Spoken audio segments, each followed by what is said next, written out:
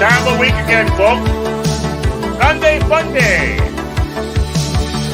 With the amazing, talented power himself, 24/7 viewership media. The ever mysterious President Dave Williamson. The Hollywood Knight himself, Bob Hurt. And myself, your announcer and fellow Sarah Norman Tag. Sit back and relax on Sunday Funday for the prime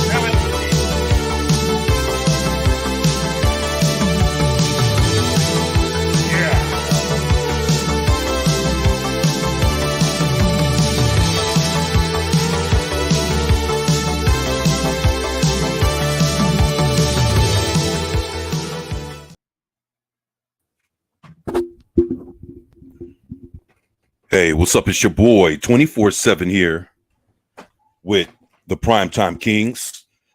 Over here with me is my brother like no other, Baron Norman Tag.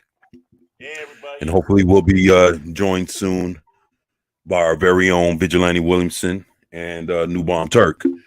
Mm-hmm. So, man, sorry that I'm late, but like they say, better late than never. So it wouldn't be a Primetime Kings if we weren't late, Right. Well, I've been if you notice, man, ever since I've been back last couple months, I've been trying to be on time, man. Mm-hmm. Yeah, I gotta have a little bit of nostalgia.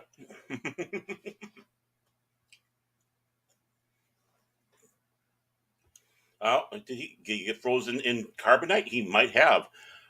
So again, folks, welcome to the Primetime Kings of a live stream. That's good. Oh, there we go. He's back.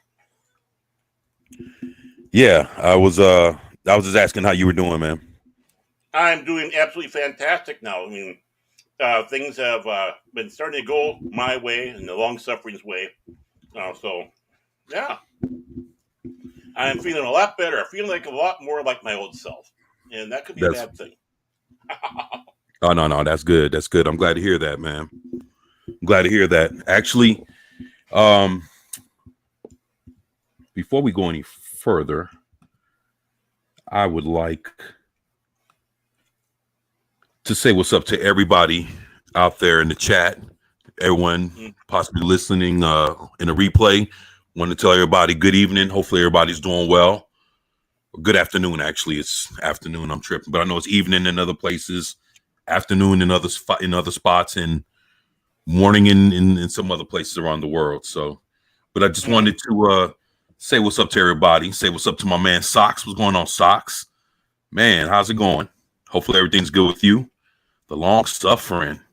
I'm glad to hear about the good news.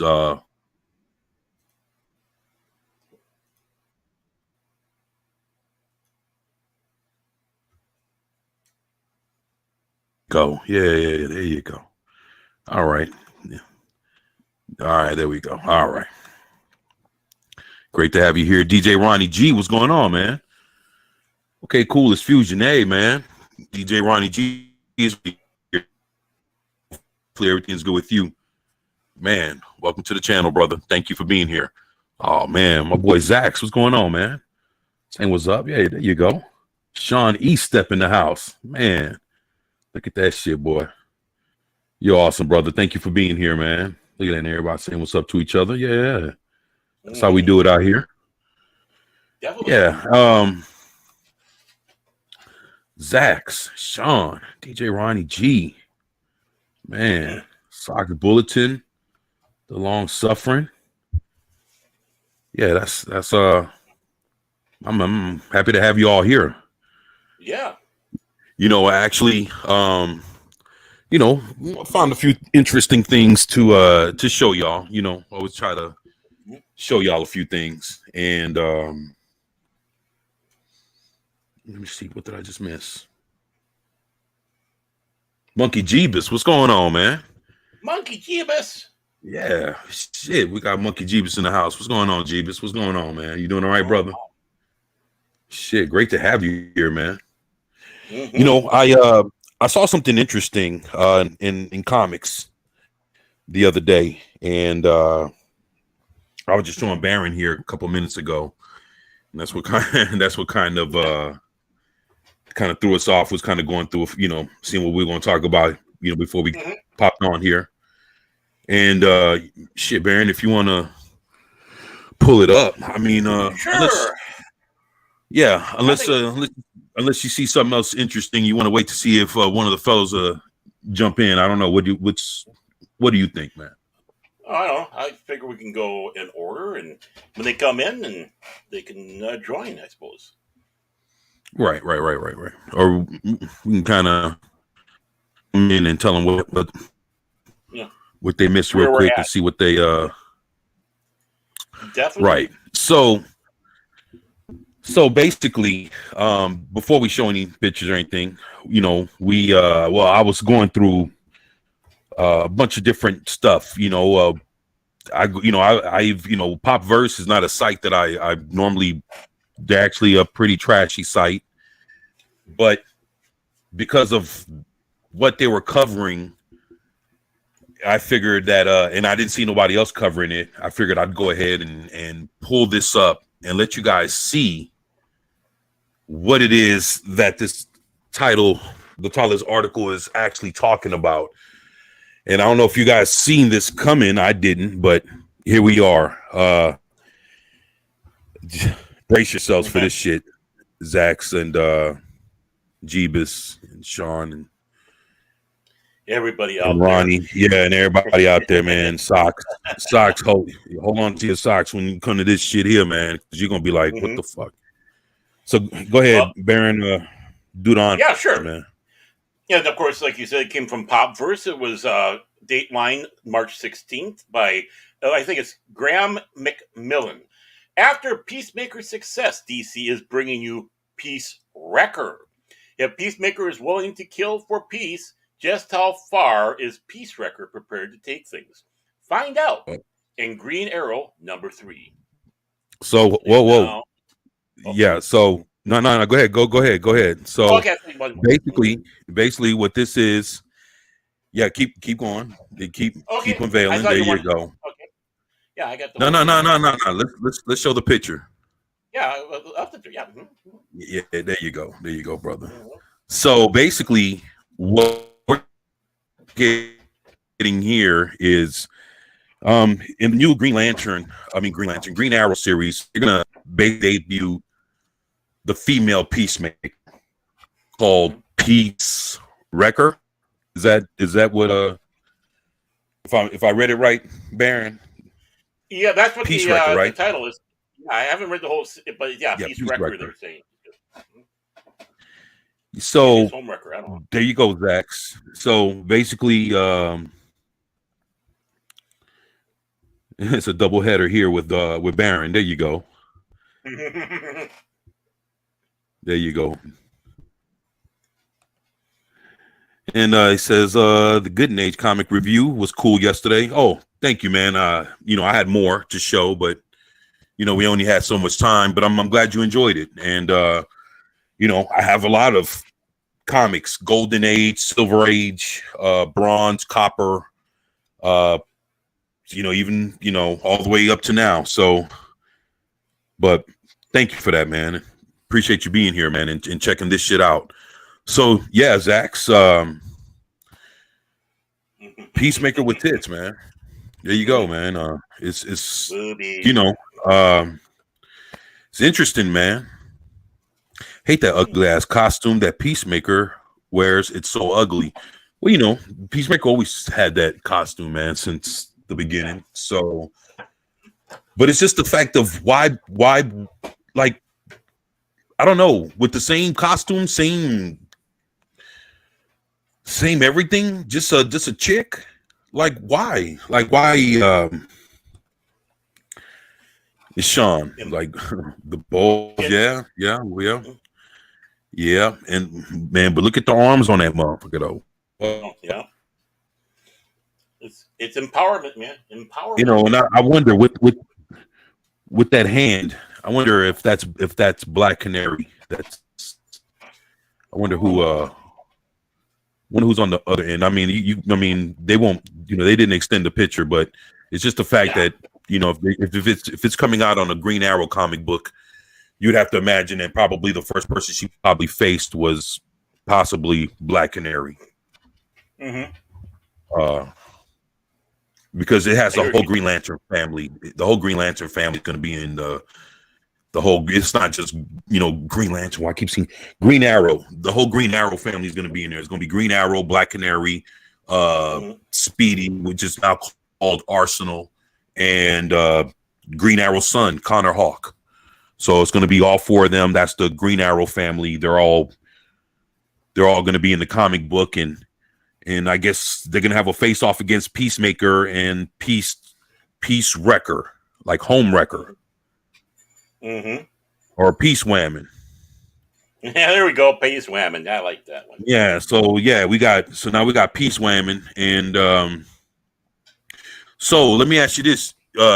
Do anybody think she'll show up for season 2 of Peacemaker? I guess it all depends on how fast people are like, oh shit, in the comic books, and she's like this, she blows up like Harley Quinn. What do you think? I mean, I wouldn't doubt if she could have come into the next season. This is probably, the introduction, the preparation. Right. Mm-hmm. The preparation H, you might say, because of how that studio works. Of course, why would they not? I mean, they've been doing it with everybody else. It's the MCU now, so. But this is DC, so why not follow suit? I mean, it gets confusing because they copy each other so freaking much. It's like, oh my goodness. I know. Zax is funny. He says she'll be played by Gunn's wife. Oh shit. I know, right? Sean says that's yeah. 100, yeah. All right, well, let's read let's see what it's very short. So let's see what's being said about this real quick. Okay, let's keep on going on here. DC fans wondering where to see more of Amanda Waller's group of ne'er-do-wells introduced in the closing pages of December's Dark Crisis on Infinite Earths number 7. Already know that the upcoming Dawn of DC primer in May is one option. But the upcoming Green Arrow miniseries launching in April offers another, as our exclusive preview of the series' 3rd issue makes it all too clear. We've already pointed out that the cover to the series' 1st issue features Peacemaker, one of Amanda Waller's mysterious new team. But DC's official description of the 3rd issue goes even further to confirm a connection, including naming a female Peacemaker glimpsed at the end of Dark Crisis number 7 for the first time. But, really, what do Peacemaker and Peace Wrecker want with Green Arrow and his extended family during these Dawn of DC days anyway? Well, hell, we'll find out here. We'll have to wait until June to find out. But the publisher's advanced description to the issue goes a little something like this. Arsenal and Black Canary versus Peacemaker and the new Peace Wrecker. While Arsenal and Black Canary quest for answers has sent them into danger, Green Arrow is lost in time and space. But at least he's not alone now. 2 members of the Green Arrow family join Oliver Queen in the last place you'd expect.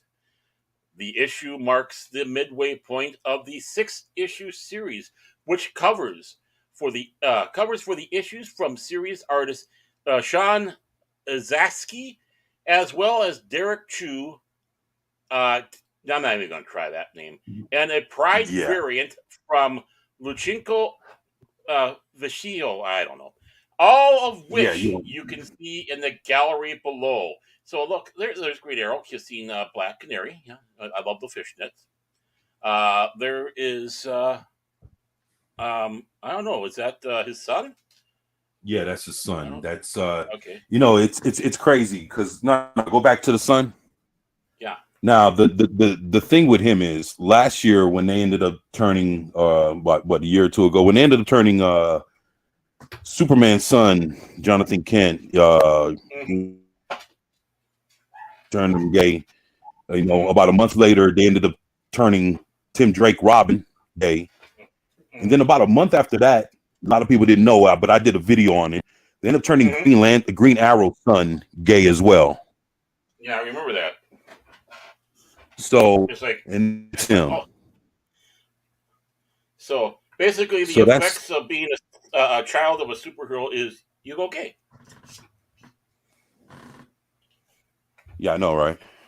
Mm-hmm.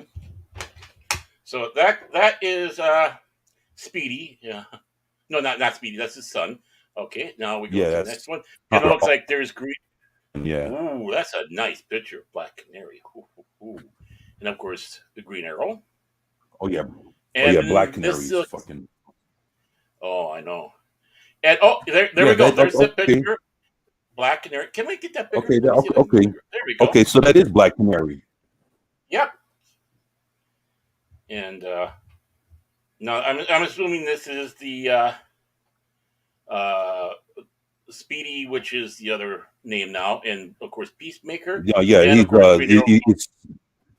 when he was a kid under Green Arrow, he was Speedy, but now he's Arsenal. Mm-hmm. He goes by Arsenal now. Arrow, yeah, and there's Green Arrow going, what the fuck? Yeah, I know, right? That's.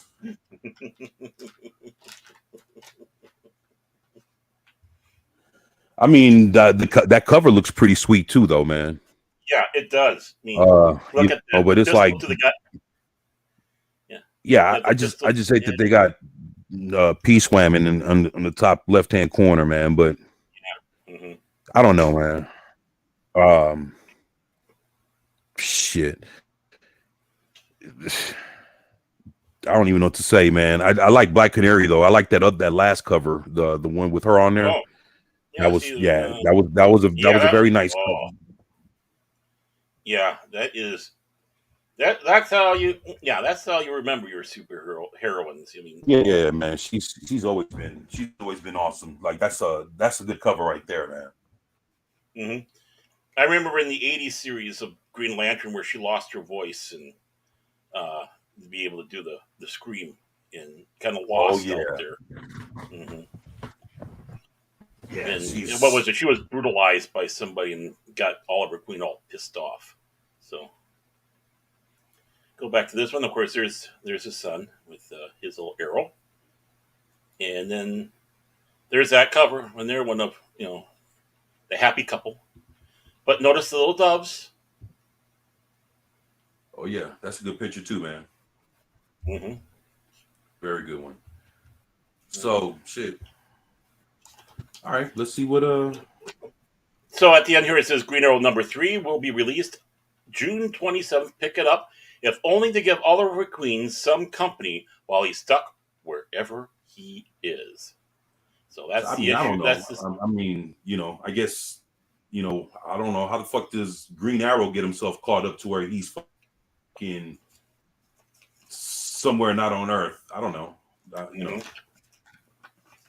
Right, let's have a series again where we have the title character not in it.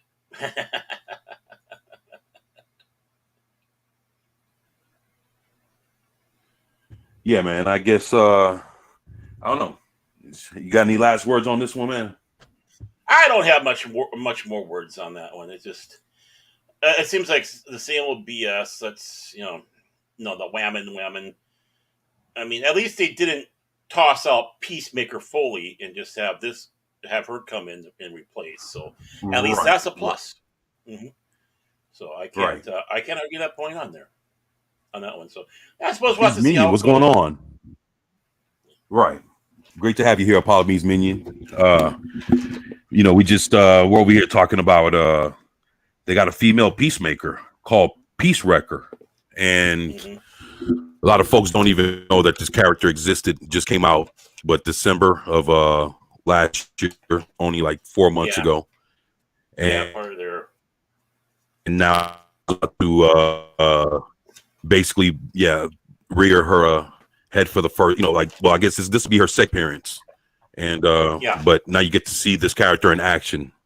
So, which is what you didn't get to see the first time. You just showed her, showed her face, and that was it. But now this character, female peacemaker called Peace Wrecker, is just now hitting DC Comics, and I just was like, you know what, just for the fun of it, let me go show y'all what's happening. So there you have it. That's what we just covered. No one else is really talking about it, so might as well do it ourselves, right? Yeah. You know, something that nobody ever talked about. Nobody I've seen talk about it. So it's like you might as well, right? Yeah, exactly. So I suppose we can move on to that next one here. This one kind of excites me a little bit, but it still, makes you worried because of the time that we're in. But there we go. Put that one in there from the Beat. Yeah. So kind of she wrecks Peace. Yeah. Apollome's minion asked, so she Peace. Well, that's the thing. What comic? Well, this comic book is supposed to be a miniseries coming from Green Arrow. It's supposed to be a 6-part miniseries, and by issue 3 is when Peace Wrecker is supposed to show up, which would be her second appearance, but it'll be the first time you see her in action. Mm-hmm.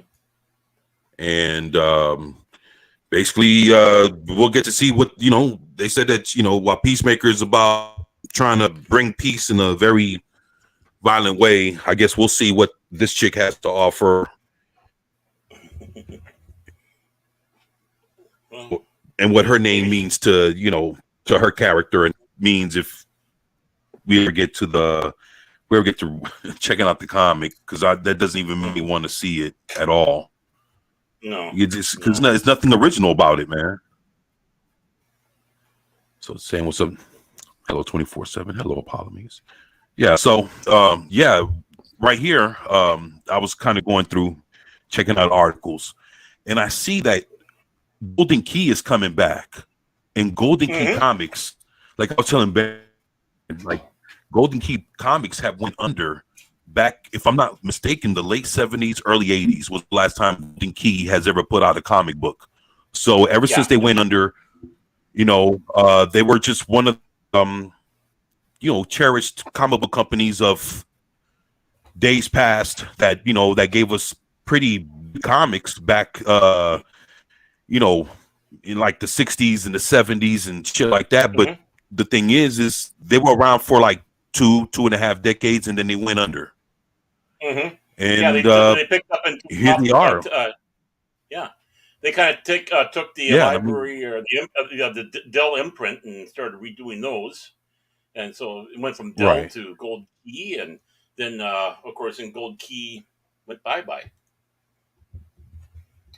But really, in some ways, people don't realize that it was a very important part of comic book culture, because, I mean, they were the ones that were publishing all the good Walt Disney comics, the Mickey Mouse, Goofies. My personal favorite, Uncle Scrooge and Donald Duck. The Carl Barks comics. Carl Barks, who was a giant. Out there. Well, Golden Key was known for actually putting out a lot of TV and cartoon related comic books. That's what it was. So while you had Lost in Space basically had a comic book series out on Golden Key. So did the first set of Star Trek comic books that ever came out based on Star Trek were put out on Golden Key. And a lot of other TV shows had a lot of their comic book adaptations done, but it was Golden Key. So basically, Golden Key was kind of like the IDW.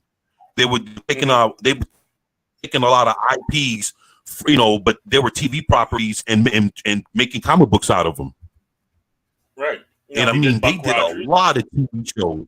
Right. Exactly. Yeah. Buck Rogers, and then they also did Black Hole. In fact, they continued the Black Hole story. Yep, they sure did. They continued the Black Hole story after the movie. So and of course there's that stuff. And there's all the other stuff. Man, Gold Key Comics had a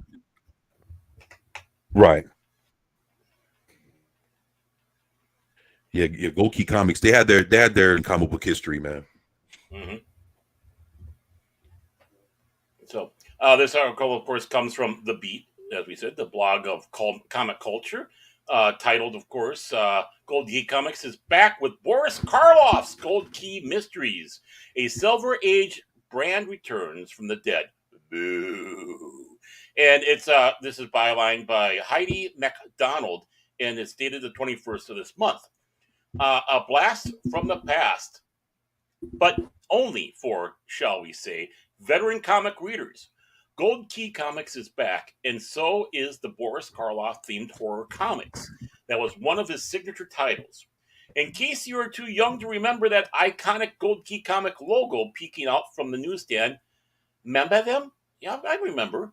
Gold Key was founded in 1962 by Western Publishing and put out Disney Comics, WB Properties, and a robust horror line including Boris Karloff's Tales of Mystery, which is coming back to give us chills. I think they even did Twilight Zone, if I remember right.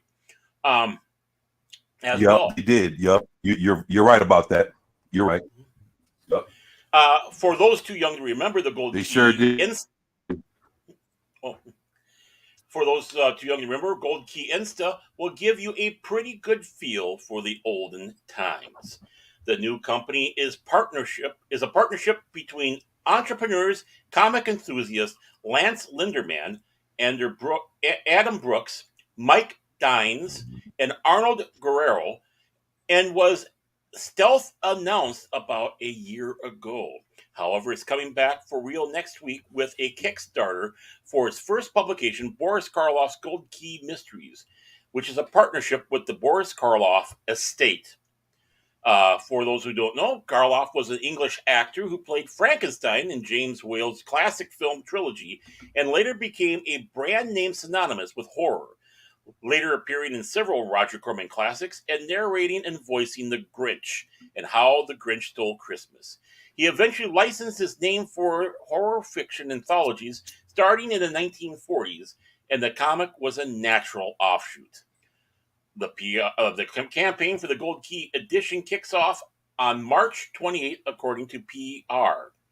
The new series blends the feel of the classic horror anthology with a modern, ongoing narrative in a way that is sure to excite fans new and old. That gets me a little nervous.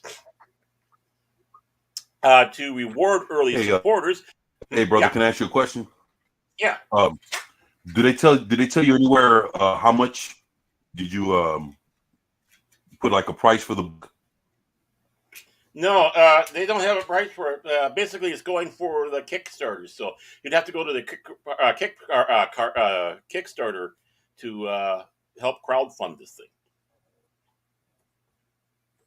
Oh, okay, all right. Mm-hmm.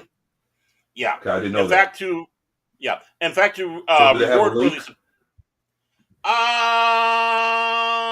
I think this is the link right here.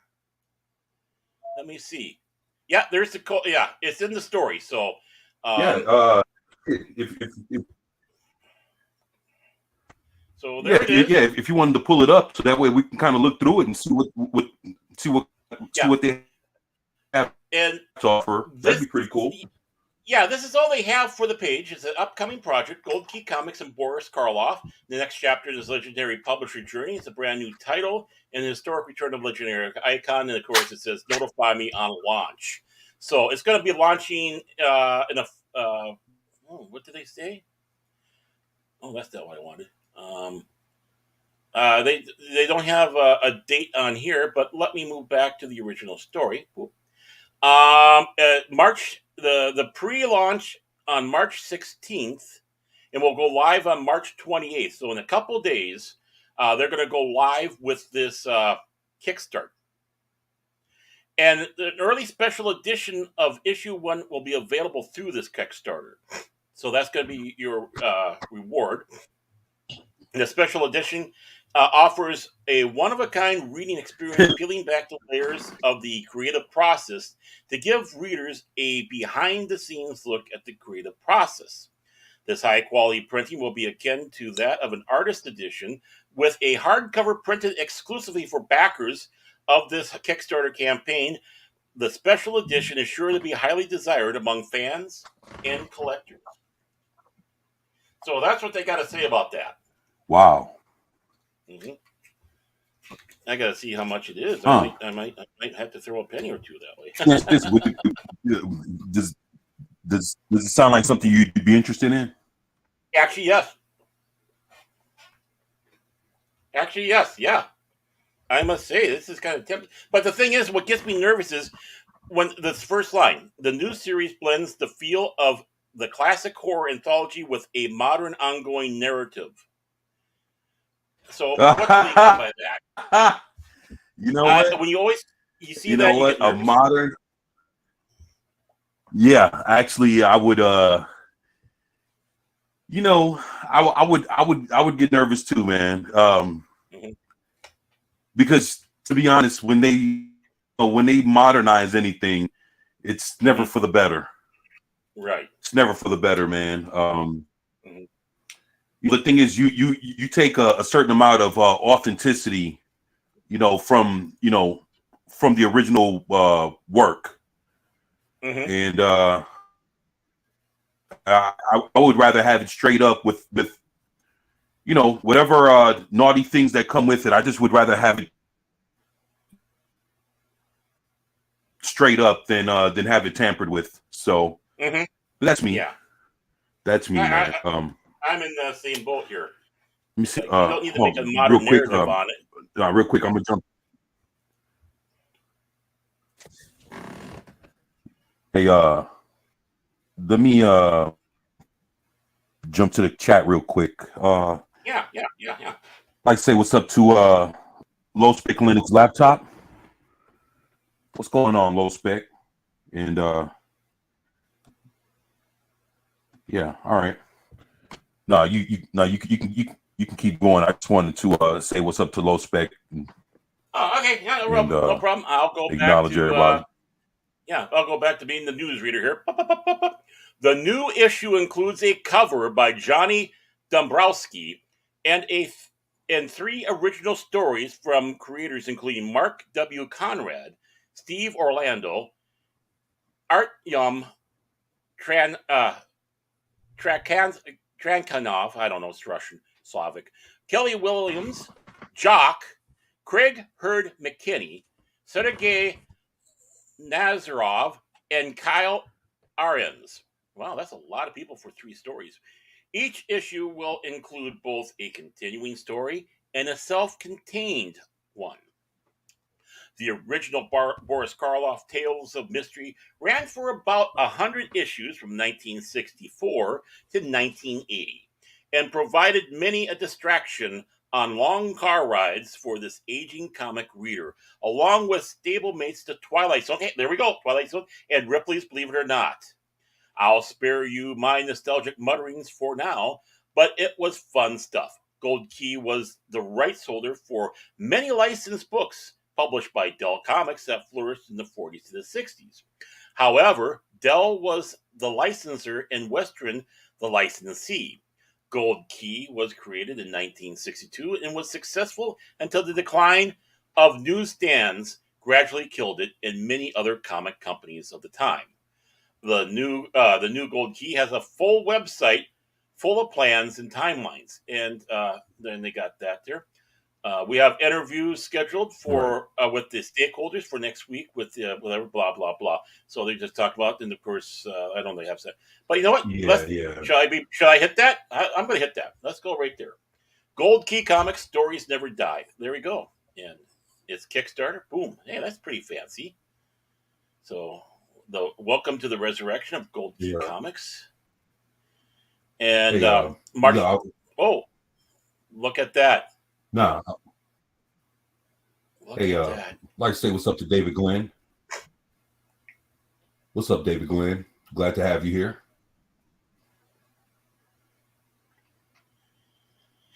So they're making this known that these are all new stories, and I have a sneaky feeling that's the cover right there. It looks like it's like a hardcover. On March 28th, the campaign to help launch the first publication will officially go on Kickstart in cooperation with the amazing Sarah Karloff and the Boris Karloff estates. I suppose they are pretty tickled pink about this. Gold Key Comics is proud to reunite the legendary Boris Karloff to launch its first title of a Modern Era. Boris Karloff's Gold Key Mysteries, a horror anthology. Boris Karloff Gold Key Mysteries is packed with all new stories, not reprints. Titillating tales have been carefully Wow. crafted by several of today's most talented comic creators, and we can't wait for you to experience it. Considering I'd never heard of a lot of those people, but and look at that cover. Oh, that's beautiful. See the little What knife cover you or looking at? dagger that's in the book? Hmm? Nah, because I don't see what you're looking at. Oh, isn't that on the? Oh, didn't go over. Well, just a moment. My apologies. Let me share. I thought that went over. There we go. So let me go back to the There top. you go. My bad. So this is the what you see when you first come in here. You got the Kickstarter Boris Karloff, March 28th, so 2 days from now. I'll slowly scroll down, and of course, this is what I just read about the stories. And look at that cover, folks. Right. I think this is for the Kickstarter. You know what? This, No, hold on. Go to the top left corner of the comic. Okay. Yeah, you see that like that's the original gold key symbol that used to be on the top left. Yeah, man, like that's iconic, man. Like that's wow. Look at that. I got a lot of comics with that logo on it. Mm-hmm. Yeah, I got almost a whole Star Trek collection in mint condition. Yeah, mine are old. Issue 1 though. Mine are well read. Yeah, though. well. I mean, I read my comics. Oh well, I mean, I looked through them once, and checked them out. But I mean, mine's are, like I say, mine's nearly in mint condition, man. So.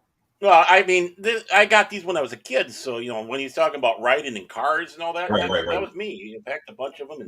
So these are I got mine. I got mine about maybe 2 years ago during the pandemic. I was getting them and I was unboxing them. If I'm not mistaken, I think Zax and Lord Thoth and a few people seen me unbox those Golden Key Star Trek comics, man. Mm-hmm. Yeah, man. I love the cover. Yeah, it is. And see, it says Gold Edition down there. Oh, this is making me very tempted. And the Long Suffering said that looks cool.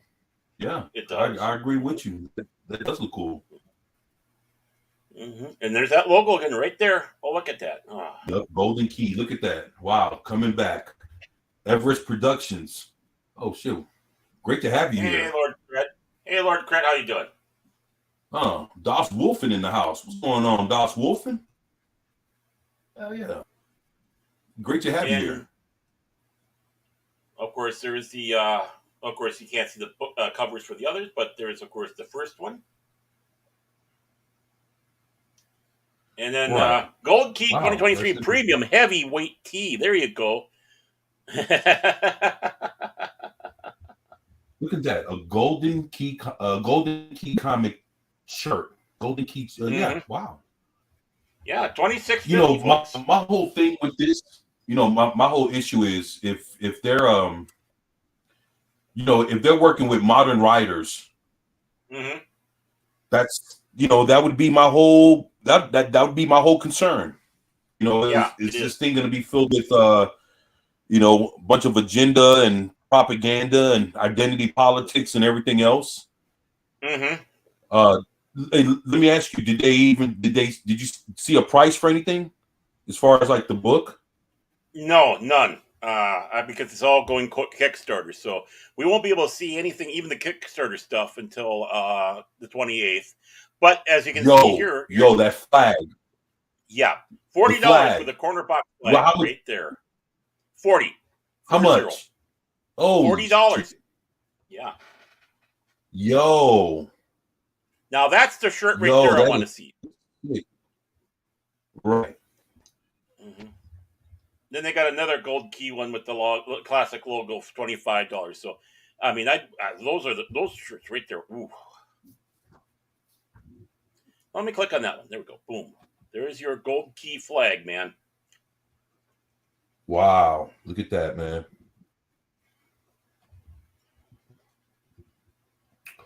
Yeah. Beautiful.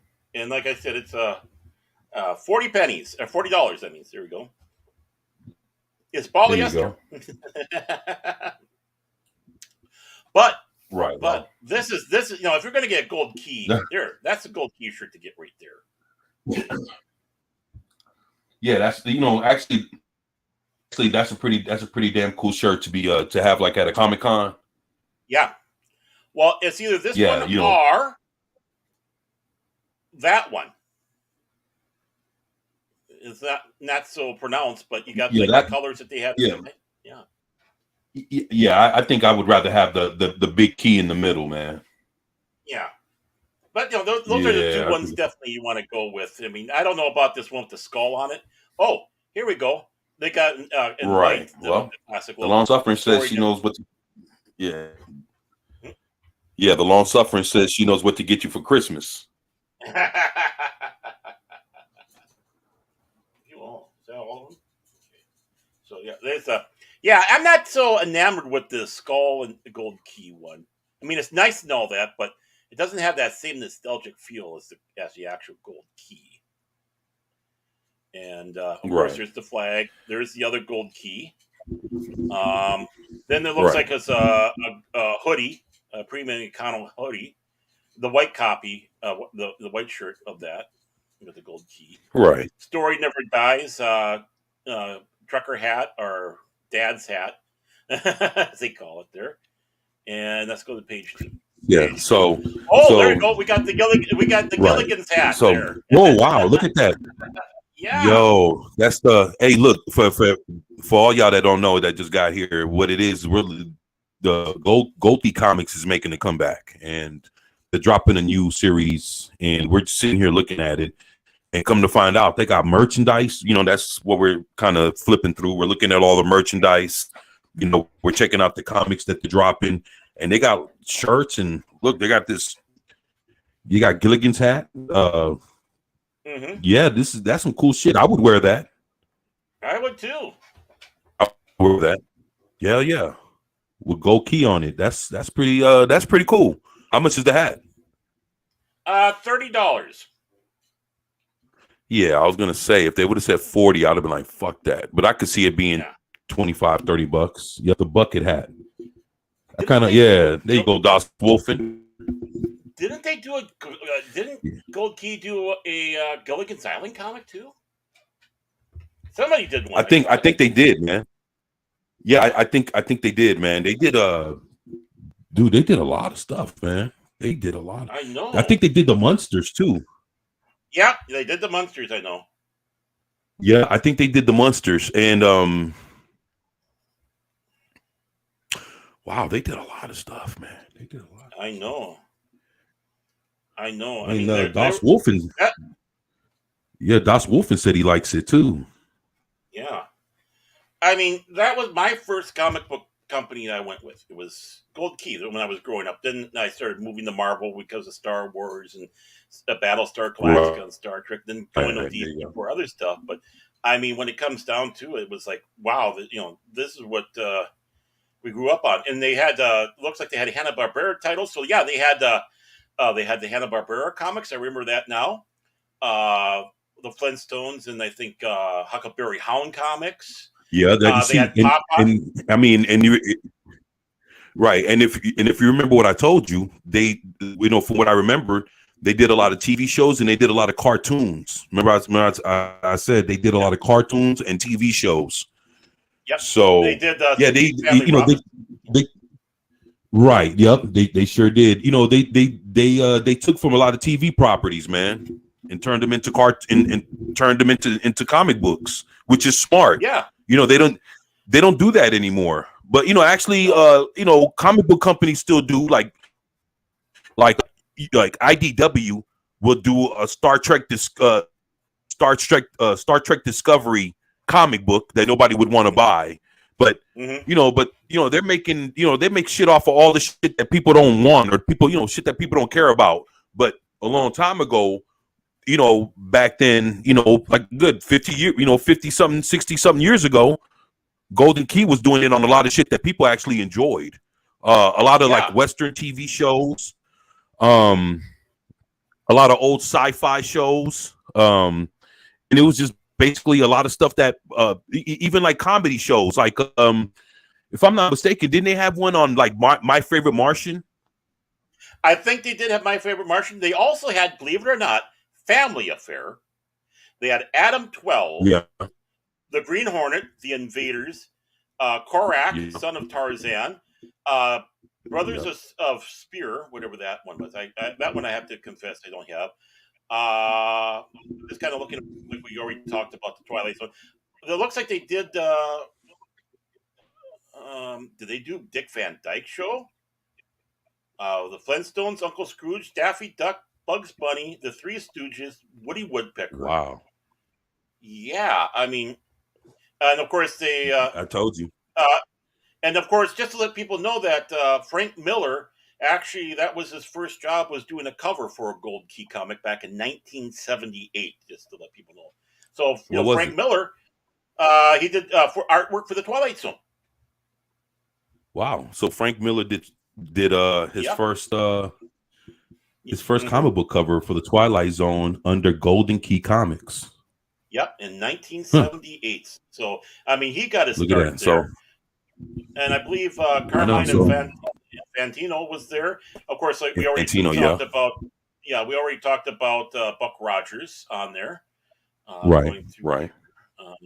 They had some big authors in there. I mean, they adapted classic science fiction stories from Isaac Asimov and John W. Campbell. So I mean, you got some giant stuff that they have. I mean, this is exactly what we need is comic books like that. They used to have Flash Gordon, but that got taken away. They lost the rights to that one. But they had Popeye, Flash Gordon, and the Phantom. They lost those to Charlton Comics in 1966. But not all the Hanna-Barbera characters went that way. So, it's funny because Das Wolfen says the only thing that would be more he said the only thing that would hit more would be the return of Charlton Comics. Yeah. Wow. Yeah, that would be amazing, man, to see Charlton Comics come back. Right. But the whole thing to it is if they came back, they would have to come back, but they're older, and that's where DC would DC wouldn't allow it. They're already sucked up that they already molded their universe into theirs. So that's Peacemaker. Peacemaker is a part of Charlton Comics. It's funny that you say that. It comes kind of Plastic Man. No, Plastic Man was from, I think he was from like Fun Comics. He was from a different comic book company. Yeah. Plastic Man was from a whole other company. Blue Beetle is from Charleston Comics. That's right. So you have like the Question. You have Blue Beetle, the Question, Peacemaker, and you got a couple of. Oh, you also have, if I'm not mistaken, Blue Devil is also a Charleston comic character. Right. Yeah, I think you're right. And so there's a few of them, and all those characters are actually integrated into DC to where they're part of like Justice League Dark and Justice League and all kinds of other But the concept of it, I think that would be amazing if they would come back. They need to be. Go for it, brother. Oh, no, I'm just going to sit back and say, if I remember right, Alan Moore wanted to do the Watchmen, basically using the Charlton characters in that one. He was given a no. That's why you had the facsimile superheroes between Charlton and DC. Right. Oh, and by the way, Gold Key was, of course, founded in 1962, as we said before. It went under in 1984, so 22 years. Yeah. You remember I said I thought it was 82, 83, but I guess it was 84. Well, I was close, man. Yep. I was close. So, just to know that, but to know that they had a short existence and they put out a lot of memorable stuff. It's good to see the company come back, But Mhm. to tell, but the big question would be, what kind of quality is the writing with all these modern writers, and how much do they care about trying to bring back that classic horror style of writing? Do they care about this shit, or do we get to see what they think it should be? And it's not. I don't know. Look, the thing is, a lot of things get lost Mhm. in the delivery, and sometimes it's when people try to present something to you, they think that it should be presented to you and how they think it should be presented to you versus letting the actual thing speak for itself and following, the lore of what you're trying to represent. And I mean, it's like you've seen it so many times where when you look at actual IPs, instead of making it for what it is, a lot of people want to give you their adaptation of it. Right. And that's where it all fucks up at. I don't see anybody's adaptation. I want to see, the real shit, man. I don't want to see a remake, a reboot, or reimagining. I want something authentic. Mm-hmm. And I don't know. I guess what comes to question is how authentic is all these new stories going to be to an old to a niche it's like you're trying to hit an old school horror franchise, like Das Wolfen was saying, this is Gold Key hits me in the childhood. It's like people have fond memories of this, and are you going to continue to provide more fond memories, or are you going to give them what you think they should have?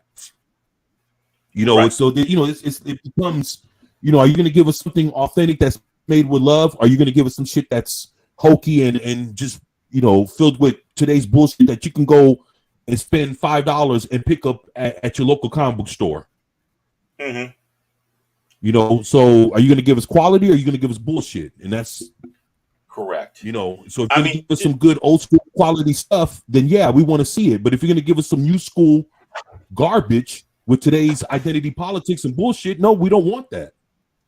Well, exactly. I mean, you got a different comic company. Be different. Gold Key was always different from the other guys. And how they presented the artwork, everything was different about it. So you can identify this is Gold Key, this is DC, this is Marvel. And you look at some of the original stories that they have, the original series. It'd be great to see them come back, even with the reprint, and then continue on, like Dr. Solar, the Fantastic Voyage of Sinbad. They had Freedom Agent. Oh man, they had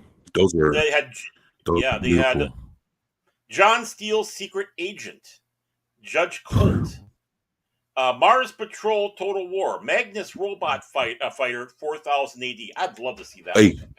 Hey, look! I'm gonna tell you something. That Magnus Robot Fighter. Look, that if you can find those in mint condition, those things are worth a lot of money. I've actually had a chance to get my hands on some of those, but the thing was, the reason why, look, and sometimes I can kind of punch myself for not going after a few things, but it's me kind of being true to who I am. And sometimes I see stuff that I know I should have grabbed, but I don't, because that's not what I collect. Right. So it's like, basically I would be like fucking off money buying some real different shit that I don't collect that. But the opportunity to get it was there. But the fact that I don't collect it and I didn't want to just be buying random shit is the reason why I didn't buy it. Right. And then you find out later you want it. Well, I mean, the thing is it didn't take away from it being good. It was just the fact that I just didn't want to be all over the place, because you can always see, look, dude, I see so many great comics. I mean, from all different like I've seen some of the best Hulk and Captain America and that that Magnus comic. I've seen so many different comics, and I've seen some of the best ones. And all I had to do was press a button to buy it. But just because I just want to finish, buying or collecting what I'm currently buying, I would never finish a collection. If I was to buy every fucking cool ass comic I saw, I would just have a bunch of different random shit, and there'd be no rhyme or reason to it. Well, because of this one comic, this was cool, but it was like, I don't know, man. I just didn't want to be random and just buy it just because I saw it. Mm-hmm. But the opportunity was there. I'm not gonna lie. Yep. Hey, how about this one? The Occult Files of Dr. Spector. Dagger the Invisible. Tono and Kono, the Jungle Twins. Turok, Son of Stone. UFO Flying Saucers, retitled UFO in Other Space. Wacky Witch. There we go. Those, and then, of course, when we talked about the licensing, they had 77 Sunset Strip. We already said Adam 12, Adam's Family, the Disney Robin Hood, Astro Boy. So I mean, they even went into the anime a little bit here because they had Adam Ant, the Aristo Kittens, which is probably off the Aristo Cats. Hey, let me ask you this: Did they have Gotcha Man and shit? Let me take a look here. They had the Planet of Splits. They had Battle of the Planets. Black. Yeah, they had that planet. Yeah, they had a Planet of the Apes. Yep. Let me move down here so that I'm going to get down to the G's here. The Girl from Uncle, Gomer Pyle, Governor, Green Hornet, Gunsmoke, George of the Jungle, Gallagher, Boy Reporter, The Gallant Man. No, I don't see Gotcha. I don't see Gotcha in there. They had Frankenstein Jr., Fractured Fairy Tales, Fox and the Hound, The Flintstone, Flash Gordon, Fat Albert. Wow. Fantastic Voyage, Family Affair. Of course, even Doc Savage. They had Doc Savage. Yeah, Golden Key. They see, and like I said, they're like if you look at IDW, at one point IDW had so many different IPs from a lot of different companies. They had G.I. Joe, My Little Pony, Transformers.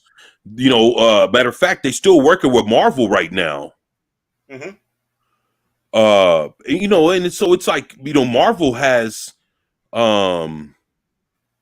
Marvel has licensed their heroes out to IDW in a new licensing deal that just happened a few days ago.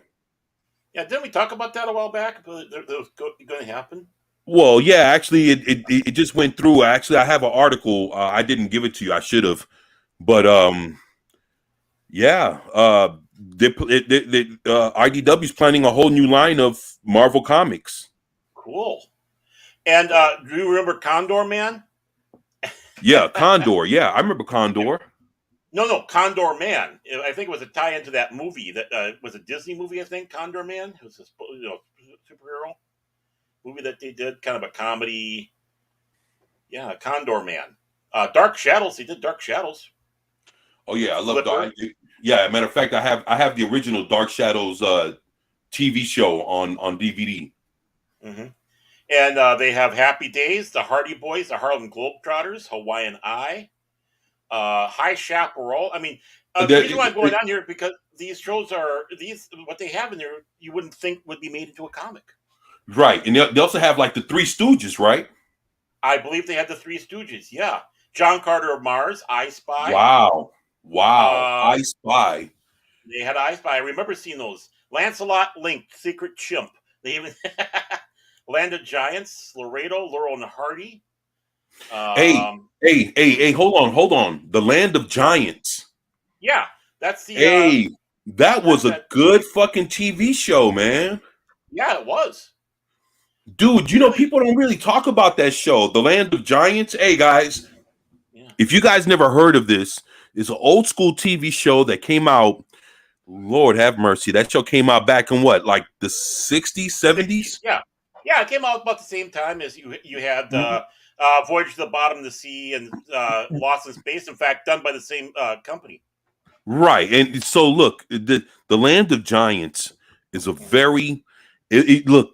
I mean, you can look at it now and see the effects, but I'm telling you, at the time, a lot of the shit that people kind of smirk at or frown at nowadays when they look at sci-fi from fucking 50, 60 years ago. I mean, people don't understand. It's like it was ahead of its time, and it was great for what it was, and it had to go through that stage in order for us to have the good shit that we have now with CGI and everything else that a lot of people love. They have to go through all the shit that they went through in order to,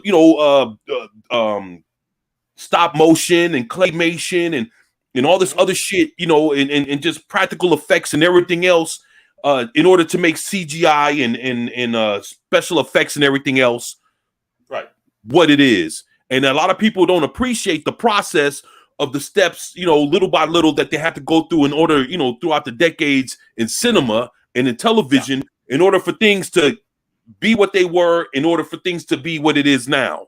The whole journey, a lot of people don't respect that, and especially a lot of young folks, they don't appreciate the journey that it took in order for people to appreciate, again, special effects and everything else. Right. So, I mean, that shit is important. And if you look at The Land of the Giants, they had some very good special effects. That was a very good show, and it was cool as shit. Mm-hmm. It was cool, man. And so if you guys never heard of it, check it out. Land of the Giants. Yeah, I mean, a lot of those shows did a pretty good job for what they had in the day. Exactly. I mean, if you take a look at the original Star Wars, you can see how dated the special effects are in the original, before the remastered, right? Which is why they remastered it. But at that time, it's like it was nothing we ever saw before. And again, that evolution, and anybody out there, you got to divorce yourself from thinking how special effects are today, and then start putting into the shoes. Okay, this is what they're doing back then. I mean, when it comes around the CGI, look how dated Babylon 5 is now. But at the time, it wasn't. Exactly. And what are they going to think about your special effects today in the future? They'll be, don't laugh at the old stuff, because someone's going to be laughing at yours. Well, look, check this out. Michael Crawford was Condor Man and original Phantom from Broadway. Thank you, Sean Estep, for schooling us on that. And we have Das Wolfen, Irwin Allen at his best. There you go, brother. Yeah. Das Wolfen knows his shit. Appreciate that, David Glenn. He says that was the late 60s. He said, I was a kid then. You know what, David Glenn? You're still a kid at heart, man. You're still a kid, man. So, it's time to get you pulled back up in front of the television for Saturday morning cartoons with your bowl of cereal. Oh, and your I don't know if you wore the onesies with the little with that little funny ass vinyl bottom, the little vinyl footings at the bottom of them motherfuckers. But it's time to put them shits back on. You know what I'm saying? Hey, they even did one. They even did one for Lidsville. Oh, hey, Lidsville was pretty cool. Yeah, Charles Nelson Riley was in that one. Yeah. He said, Long Suffering says, are you thinking Encino Man? LOL. Long Suffering. There you go. Oh, and you were talking about the Three Stooges. They also did one called The Little Stooges. I remember that one. Oh yeah, you talking? Yeah. I remember the Little Stooges. I remember that. Yeah. And you remember when they had like the cartoon where it was like the Three Stooges had powers? Yeah, that was Hanna-Barbera, wasn't it? I think it was. I think it was Hanna-Barbera. Yeah, I remember. And here we go. And my brother Low Speculator's laptop says, I like the cheesy effects of the old 1960s stuff like Ultraman, Thunderbirds, and UFO. Yo, that's another one of my shows. I wish I had that fucking series, man. UFO is fucking phenomenal. Dude, I love UFO, man. Like that was UFO was awesome. Yeah, far better than Space 1999. Man, there you go. Yeah. Space 1999 was also I got love for that show too, man. Oh yeah, I mean it's I'm not trying to No, no, no. badmouth I know you're not. I know you're not. that No, no. Come UFO was on. great. I know you, B. I know you, Baron. I know, man. You're good. But I'm just saying, I love both of those shows. UFO, Mhm. Space 1999. Man, I love those shows, man. Very good, man. You guys got some great taste, man. I love Ultraman. Yeah. Now, How the about Johnny Thunderbirds, Soko and the Giant Robot? right? Well, the Thunderbirds is something that I never warmed up for some reason. I never could warm up to the Thunderbirds, man.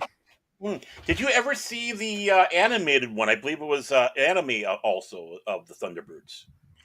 Yes, I saw it and I still couldn't. You still couldn't get into it. Okay. Right, No, Glenn Davis. I I like missed the. that. Well, Well, I you mean, know what, we got everything. David Glenn. I tell you what. It's still there. It's still there. You can still enjoy it the way you used to enjoy it. And the way you got to look at it, man, is this is still your world, man. This is your world, and we all live in it, man. You know, And you know. So yeah, so I mean, yeah, go for it, man. I bet you can find this stuff, probably used at a good price if these are things you haven't seen in a long time, and fish it up, man. Fish it out, man. The good thing about this sometimes is the thrill of the hunt.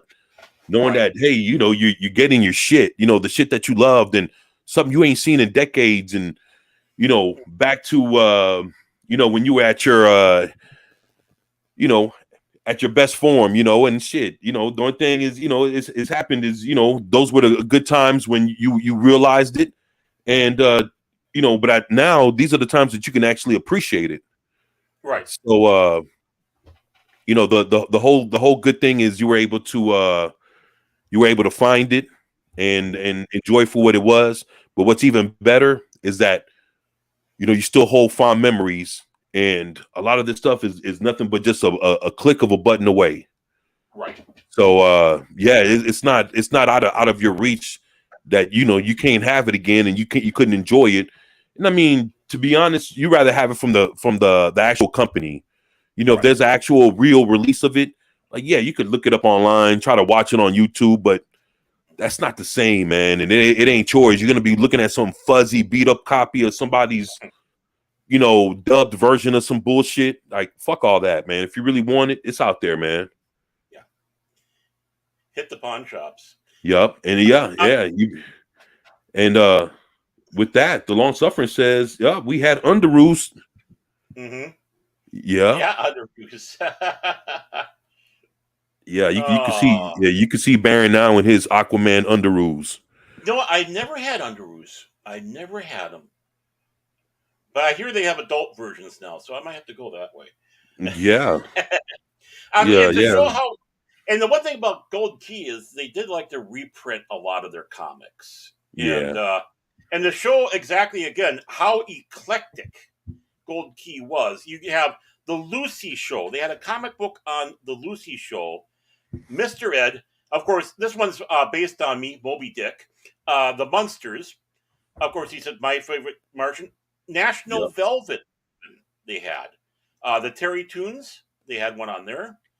The Phantom, so you had the Yep. classic Phantom over there. Did it have one like on Green Acres? Green Acres, that's a good question because I think they did have a comic, but was it them? Let me take a look. I don't see Green Acres on this list, just Green Hornet.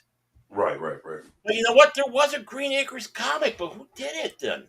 Yeah, I think there was. I think there was a Green Acres comic book. Yeah, I remember seeing a cover with, Right.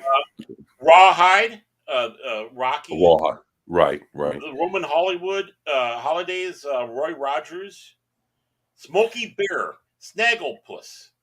Oh yeah. Talking about the Star Trek comics 1 through 61. Supercar. So there we go. Supercar for another anime special. Oh, Supercar. Yeah. No. Supercar wasn't anime. That was Jerry Anderson. I'm sorry. That was Jerry Anderson. My apologies. They had issues 10 through 55 of the Three Stooges. I suppose they took over from Dell for that one. Time Tunnel. Uncle Scrooge, my favorite. Say, Voyage to the Bottom of the Sea. They had Wagon right. Train. The Wild Wild West even had 7 issues. Wow. So yeah, so I mean, it You was know, very very eclectic. Then they had their movie comics. So oh yeah, like I said, they had a lot of they did a lot of good adaptations. Hey, mhm, Das Wolfen said Gary Anderson shows were awesome. they were. And then here, Low Spickling's laptop, my brother Jeff said, I like the new movie Shin Ultraman. You know, I wanted to see that. You know, if you anybody that's an Ultraman fan, I don't know if you guys seen, like, it had to be like what 4 or 5 years ago. They came out with a Shin Godzilla movie. Hmm. And it's around the same time they came out with the Godzilla movie, the Godzilla that fought King Kong Yeah. here a couple years ago. Well, right when they were coming out with that first Godzilla movie to introduce that Americanized version of Godzilla, Hmm. uh, Toho came out with, if I'm not mistaken, I think it's Toho came out with their Shin Godzilla, and it's like a horror-like version of Godzilla. Hmm. And they came out with that around the same time, and came out to mixed reviews. Some people liked it, some people were, a little indifferent about it. But that same company, Toho, also came out with a Shin Ultraman. Hmm. And that's what Low Spec is talking about right here. So here's one for the movie comics that they did. They did a movie adaptation of Beatles: The Yellow Submarine. right. Excuse me. And of course, they have a lot of Disney titles that they had in there. They even did one for PT 109. Wow, PT 109. Man, that's some Yeah. good stuff. Low Spec says it pays homage to those old effects in a modern but good way. That's Right. that's awesome. That you know what? A lot of people would be more receptive to stuff if they paid homage to to things in that same fashion. So you know what, Low Spec, on your recommendation, I would like to see that Shin Ultraman. See, Hmm. you know, Low Spec Linux laptop is a very trusted source when he says, "Hey, check out this movie, check out this music, check out this, check out that." He's very spot on with his But is he really? with his Is he analysis, huh? really? Yeah, But he is is. he really? Is he really? I know. I'm just kidding. I'm just. Yeah. And Yeah, he's very knowledgeable. Very knowledgeable man. yeah, he's very smart guy. I always say that, man. Hmm. And he's You know, got a penguin. So anyone who's got a penguin has got to be trustworthy. you know it, man. It's funny because Sean Eastep said I had the spider underoos, the spider roos. I had Oh, those too, man. That's no bullshit. I had the Robin ones. I had the Superman. I had the Spider Man. I had the Captain America. Mom, I made a spider web in my underoos. Oh no, uh, that's Wolfen said they're doing a Shin Kamen Rider too. Oh wow. So this whole Shin thing is taking off, huh? Shin Godzilla, Shin yeah. Ultraman, Shin Kamen Rider. Wow. I haven't seen Kamen Rider in decades, man. Hmm.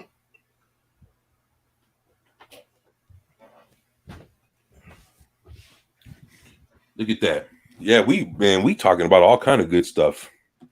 And Yeah, I really Godzuki. Gazuki. Yeah. Nah, Pat ass. That's just like Pat ass. Godzilla, and And Godzuki. Godzuki. And The little motherfucker. then they made Godzilla have laser eyes in that. Well, I don't know, man. I gotta bounce. Laundry day 'Twas an honor to hang out with y'all. Yo, David Glenn, you take it easy, man. And shit. You know, you have a good time at the laundromat, man. Or, you know, if you're doing it at the house. I know. Yeah. Don't you gotta too much. Yeah, I know, man. Well, just be safe, man. You know, enjoy the rest of your evening, man. And thank you for being here. And shit, man, we look forward to seeing you next time around, man. Thank you. Pat S., my brother, said Yellow Submarine. Yeah. Has action figures too. Oh, but pricey. yeah. Mm-hmm. But pricey, but well done. You know, to be honest, man, one thing I noticed is a lot of things out there, you could always find something out of everything that you like. You could find something concerning that thing that you like. And you could find it for a worthwhile price that'll blow your fucking wig back. Mm-hmm. And just because of it's just because of the timing and the era and the current condition of the world, right now you can find things that you've loved and you know what?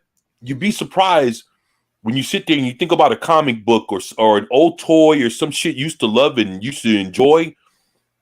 That's like 40, 50, 60 years old. And you're thinking, well, if I ever looked this up or if I ever wanted it, how the fuck could I ever afford it? Mm-hmm. Man, you'd be surprised if you really looked it up.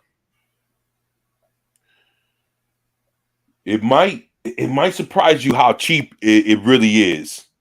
And don't always look for everything new. Hit used.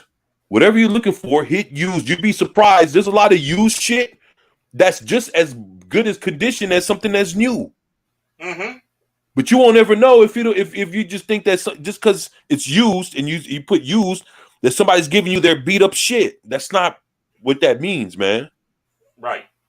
So you gotta look into that stuff, man. You'd be surprised. A lot of shit that y'all love is still there, available and cheaper than what you imagined. But you think because of how old it is, that it might be too much for you to afford. You'd be surprised. People are hurting for money nowadays. Mm-hmm. And there's a lot of shit that maybe 5, 10, 20, 15 years ago, it would have cost you an arm and a leg. But in 2023, people will give it to you for damn near pennies off the dollar. Mm-hmm. So if there's something that you love and something that you wanted for a long time and you haven't looked it up or looked into it, look that shit up now. And put used next to it. And then of course, you have to, you have to sift through and see what's what, but you're gonna find something to your liking. And when you do, you fucking get it. Mm-hmm. Shit, you owe it to yourself, man. Exactly. I mean, because you might not be able to get it again. Yeah, for real, man. Mm-hmm. And I mean, things fluctuate. Exactly. DJ Odyssey, evening all. Oh, good to have you here. What's going on, DJ Odyssey? Oh, DJ's here, huh? Yeah, that's some good shit. In his pink underwear, funny underwear. You know what, Das Wolfen? You know what? I'm gonna tell you something, Das Wolfen. I think me and you seen a lot of the same stuff. The reason why I say that, I remember when I was a kid. We ain't gonna talk about how long ago that was, but when I was a young 24, I actually owned the Shogun Warriors, and the ones that I owned, that motherfucker was a little like when I. As a kid, when I stood up, that thing was just a little shorter than me. So this thing was big, and it was the Shogun Warriors, and it came with a Godzilla.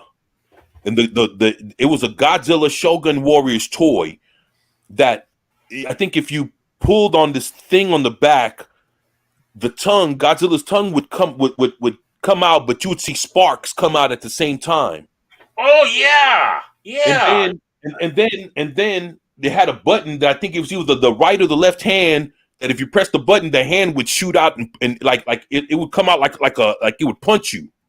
Mm-hmm. I think it's the right hand that did that. It would shoot across the room. Right. Well, I remember my brother aiming that shit and fucking aiming it and fucking punching me in the face with that fucking toy. And that shit, and when that shit sprung out, that shit, it wasn't no bullshit. Like it was like it came out and it wasn't nothing. Like when that shit shot out, it shot out like a fucking rocket. Mm-hmm. Yeah, I remember that fucking Godzilla fist fucking hitting me in my eye, man. Like that shit was fucking wild as shit. But the Shogun Warriors with that big ass Godzilla, the last time I looked one of those up, I seen it for about $100, $125, and you would think that something like that would cost fucking hundreds. Mm-hmm. But dude, you have to look up, man, and see there's people, man, trying to get rid of that fucking Godzilla. And I remember that Godzilla was awesome. Dude, that thing in the Shogun Warriors, I remember the Shogun Warriors, their fist did the same thing. Like they had the little button and their fucking fists would fly out and fucking punch you. Because my brother used to aim them shits at me all the time. So I knew the fist was coming off them motherfuckers all the time. Mm-hmm. Yeah, so dude, that thing was fucking awesome, man. I mean, 24. How do you get that black eye? I was hitting the face by Godzilla. Like, yeah, right. That was DJ. He said I still have my old Godzilla, Shogun Godzilla. Fortunately, my Rode broke it all to hell.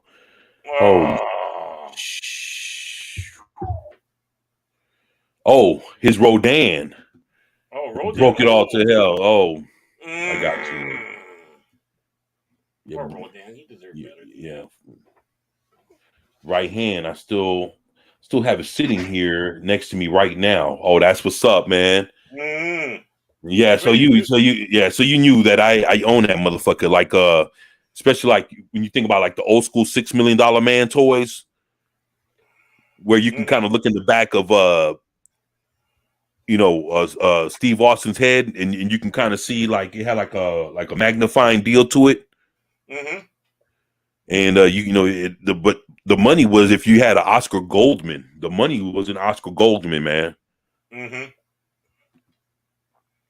Yeah, they had that. They had the Bionic Woman, if I remember right, too.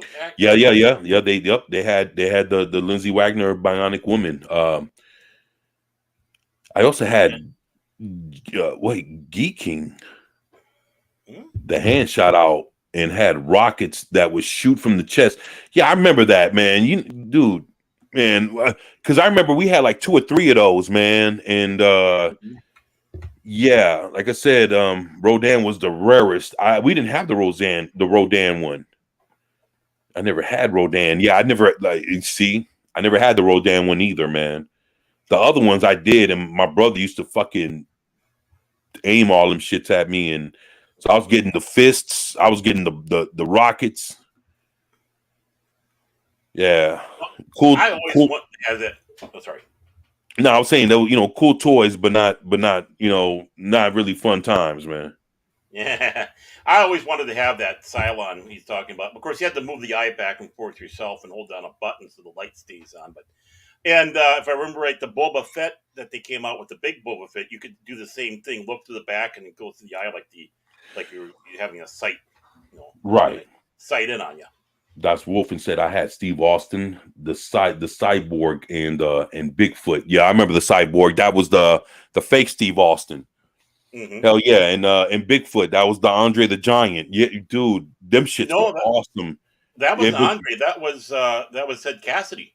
No. That was Andre the Giant. Really? Yeah. If you look up the first fight, I think that who you're thinking about was the second time that the Steve Austin went up against Bigfoot. It was a whole nother actor, but the first time that Steve Austin went up against Bigfoot and they had that all-out brawl, that was Andre the Giant. Really? Okay. And like I said, if you look up like right now, you could probably pull it up on computer. I know you got all kind of stuff in front of you. Yeah, I'm looking right now. I'm looking at it right now. I If know you look that at the Ted Cassidy played it, but if you look at the face, you can see that's Andre the Giant. okay. And while you're looking that up, I'm gonna DJ look. Odyssey says Rodan was fragile. The claws would clamp, but it was all from rubber bands. Well, you know what? The thing is, I bet you somebody knows how to replace the rubber bands and make that clamp strong. Make that grip, kung fu ready. Mm-hmm. And Das Wolfen said, I had the Rocket playset for the $6 million man too. Oh, come on, man. Yeah,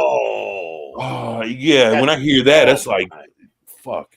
It's crazy because even with all that going on, they had those big Star Wars, like he was saying, like that Boba Fett. They had, the big Luke Skywalker, Han Solo, Chewbacca, C-3PO, R2-D2, Darth Vader.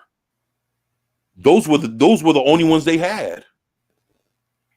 And those things were awesome. If there's any Star Wars figure that I would get now, it would be those big ones.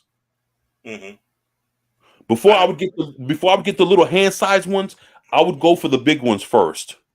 The first two I would go for before anybody else would be R2-D2 and C-3PO. Yeah. I'd go for them first and then go after everybody else. If I was to go Star Wars and go for those big action figures, I'd go for those first. Those things were beautiful, man. Dude, I remember those when I was a kid. I remember those right along when Migos, Migos. Lord have mercy with Migos. Holy shit, Migos. Migos toys were something. Oh my goodness. Migos was so special. I remember the Migos, like I used to have the Batman and Robin ones that had like the magnets on their hands and you could put them on like the fucking refrigerators and shit. Dude, those things were, man. There was the Batman and Robins and the Spider-Man that they had the magnets because Spider-Man was always a shoe-in because of course that's what he did. He stuck on walls and shit. But Batman and Robin, man. I think I remember seeing commercials about that. Oh man, those were awesome. You know what? They also there was a Spider-Man toy, and I think if I'm not mistaken, it was a Green Goblin toy that they had. Yeah. Look. There's a particular toy that I'm going to mention. I don't know if you guys remember it, but they had one back when the Migos were out. That there was a Spider-Man and a Green Goblin that had a propeller on the back, and they would actually fly. Yeah. I don't know if you guys remember that, and then and those were around the times where you remember where they had like ROM the space knight. Yeah, those were cool. Now this is all during the same time. So if you guys remember that old school ROM the space knight, I had one of those too. Then I had the Migos toys. My goodness, Batman, Robin, Superman, Captain Marvel, Hawk. The Hulk. I had Captain America, Spider-Man. I had the Batmobile. Holy shit! There was so many of them. Oh, I know. I just called it up. They had Wonder Woman. Lex Luthor, of course, and then, of course they went into Chips, Dallas, Dukes of Hazzard. Right. Planet of the Apes. They did all kind of stuff, man. Oh, and remember the Cher doll? They had the Sonny and Cher, and then they had the Cher doll. Oh yeah. I love that. To be honest, I do have. I don't know if you remember or if you guys know, and if you kept up with those action figures lately, they've come out in the last like 5-10 years. And they finally released a Wonder Woman one about maybe 2 or 3 years ago, where they released the Wonder Woman, and I got me one. Yeah, I got a Wonder Woman, Mego. From the last like 3 or 4 years, they came out with a Wonder Woman Mego, and I got one of those. That's the only one I have, though. You know what I'm saying? That's the only one I end up getting. But yeah, I do have. Dude, I'm gonna tell you something, man. Those Evil Knievel, holy shit. Now they used to have those Evil Knievel like stunt cycles where you used to have you have to rev them up and you hit the button and they fucking go and they'll do like all kind of flips and they'll do like that old Snake Mountain jump and all kinds of shit. Yeah, they had that play set. Man, dude, Evil Knievel. Look, look. This is a guilty pleasure. I went on YouTube a few years ago, and you have guys that actually taken those old Evil Knievel toys and play sets, dust them off, fix them, clean them up, wrap the motherfuckers up, and let them rip. Like if they were kids, man, and just see that thing fucking go and hit the ramp and fucking soar through the air. It's like, holy shit. Those things were fast and they went a long distance. Dude, they were fun, especially like when they would land and the actual, like if you had them in the motorcycle and the motorcycle would scramble and then kind of sit up and start riding on its own. People were like, holy shit, like dude, that thing was amazing. Evil Knievel toys were something.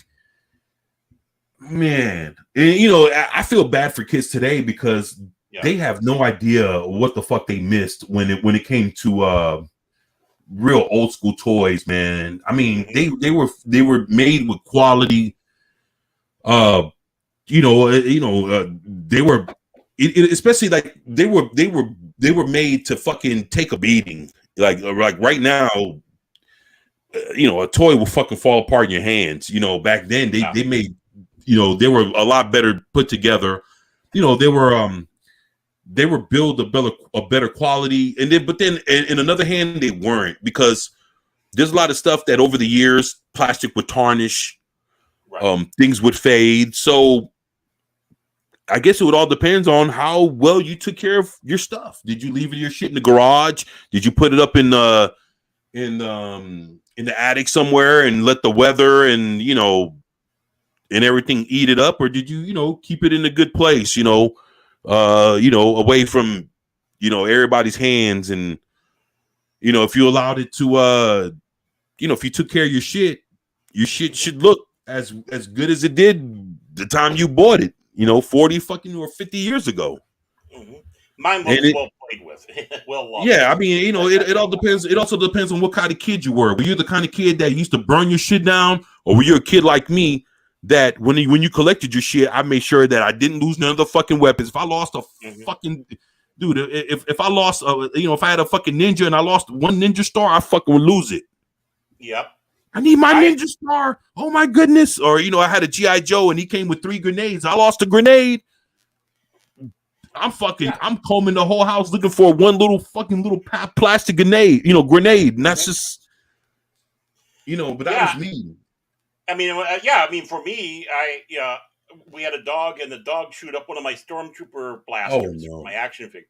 But that's okay. I got a couple of those kits where you get the extra blasters and backpacks and stuff like that. Yeah, I remember those. I used to get those. Yeah, and depending on what they sold the weapon pack depending on what generation of toys you were buying it for.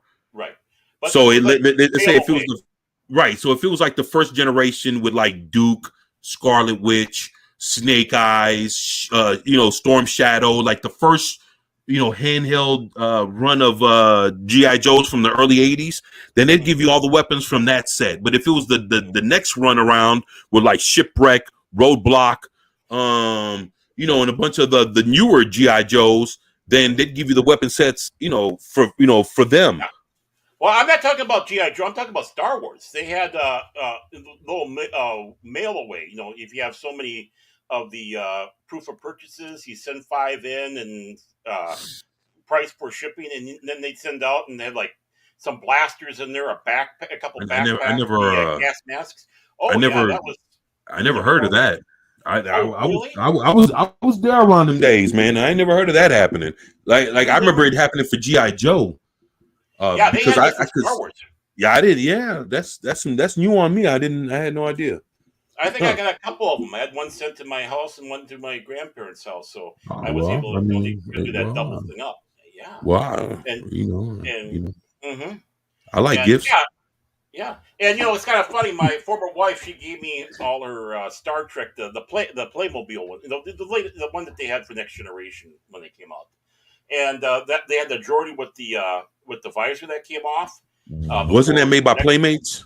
Yeah, Playmates. That's what I'm thinking about. Yeah, Playmates. Yeah. Yeah, I remember And those. I remember that thing got not lost in her old house, and I searched over and I found it. I was obsessed to find the visor because there's no way in hell I was going to have Geordie without the visor. Of course, the later releases of that they had it permanently glued on, so you couldn't take it off. But this is one of the early ones where you could, and the visor was missing for a while, but I found it. I found it. I'm just like Oh you in that man, area. I'm a purist. right. Hey, Gap After Dark. Hey, y'all. Hey, great to have you here, Gap. Yeah, you kind of came into us, re-talking, reliving our childhoods, all in our heads. All we need is some Saturday morning cartoons and a few bowls of cereal, Captain Crunch, uh, some Cookie Crisp. Uh, Yeah, some fucking Fruity Pebbles. I mean, I don't know, some, back then, the big cereals were like honeycombs was a Yep. real big one back then, fucking honeycombs. Shit. I mean, if you talk about cereals, dude, they had like you remember the cereal OJ's? Sounds familiar. Oh, Yeah, jeez. it was a cereal that when you poured milk on it, Mm-hmm. um it had like a orange juice that was kind of It built into it. So it had like an orange juice milk is. kind of Mm-hmm. thing to it, and it was called OJ's. You can look it up, man. Look up Yeah. OJ's cereal.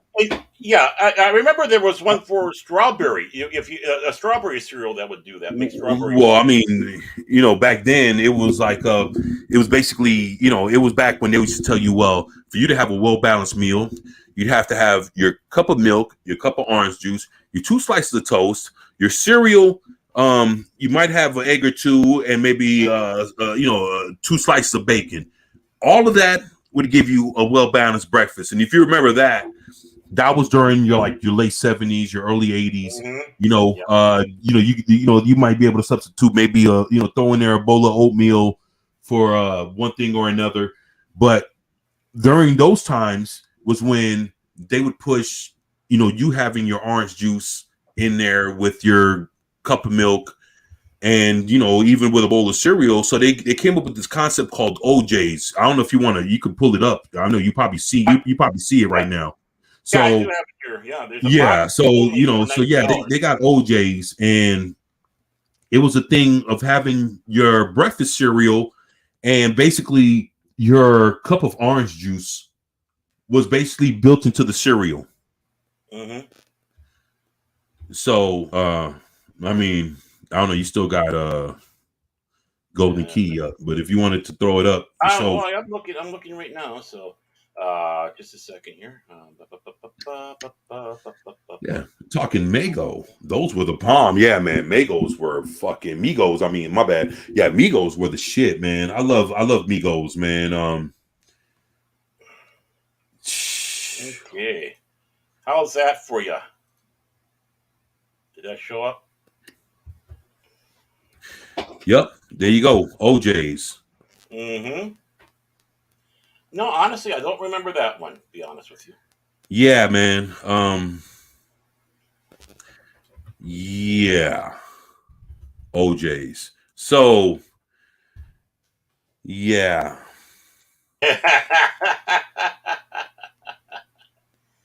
Hey, blow up the picture a little bit more. Let me if you could just can I do that? That's just about the most I can. no, you're fine. Look, Oh, there we look at go. that. There we go. There No, we go. you're fine. No, you're good. You're good right there. See, look, all the vitamin C in a 4-ounce glass of orange juice. There So we go. basically, so just think you have orange juice infused cereal, and then you pour milk into it. So basically, you have this. I don't know. It didn't. I don't. I remember eating it. I don't remember it being more or less like one of those orange what you call those orangecicles, or Oh, is it creamsicles. creamsicles? Right. It's like, but the thing is, it those dreamsicles weren't the idea of this. It wasn't the idea of this cereal. Like the idea of the dreamsicle came a lot later. Yeah. So basically, it's like you're eating a cereal, orange juice infused cereal with milk. Yeah. And fuck you, Kellogg's. All right, let's get off of this, man. Okay, I'll get just a second here. You arseholes. I remember one though that where it would make the milk all like strawberry and such. Yeah. This one it turned the shit orangey as shit. So I don't think it can. Yeah, it was. I never liked creamsicles, so. Well, the thing is, it's like when it came to fads, whether it's food, fashion, music, or anything else, New York, California, and a few other places were test markets for a lot of things. So basically, if a lot of shit didn't, if you didn't get a warm reception out of whatever the hell you could be selling, whether it was food, toys, music, clothes, whatever. If you didn't have a warm reception when your test audience was New York, California, Florida, a few other places here and there, if your product didn't fly, in those states, then basically they would shut you down. Mm-hmm. And so I had a chance to really see a lot of stuff that, because I was living in New York at the time, that if I would have lived anywhere else, I would have never seen half of the stuff that I grew up seeing. Mm-hmm. And I wouldn't have, heard a lot of the music, seen a lot of the movies, TV shows, experienced a lot of the different foods, like even these little fat cereals. Like people never seen OJ's, like a lot of people don't remember that shit, but I remember that, and it was just, you just had to be there, to see to be a part of the test market. And of course, we didn't know that. We were just fucking thought we were seeing a bunch of cool, different shit. We didn't know we was being a part of anything. It was just, tonight we'll be broadcasting a new show. And we didn't know what the hell was what. We just had, it was all free TV, public TV. We just sat there and watched it. Yeah. Wait a minute. So Gap After Dark says, I got the original Captain Kirk and Spock Meagle figures. And then I got the new Star Wars Meagle figures, most of them, and have all of the Planet of the Apes. You know what, Gap After Dark? But I understand. I still have my $6 Million Man, Oscar Goldman, and the Bionic Woman. You know what, Gap After Dark? But you know what? It's all good, man. I'm glad to hear you still rocking your shit. Yeah, that's my old school Tonka trucks. Yep, I feel you, DJ Odyssey. And then he says also have the original Cylon in the original box from 1979 and the Colonial Warrior. Dude, are you serious? Yeah, I remember those. Oh, fuck, man. I love those, man. I love Battlestar Galactica, dude. Yeah. I mean, they had the small figures. That was Mattel that did that. Hey, I tell you what, this is probably one thing I do have a one up on you with. What? And I'm talking to Gap After Dark because he has all the goods over there.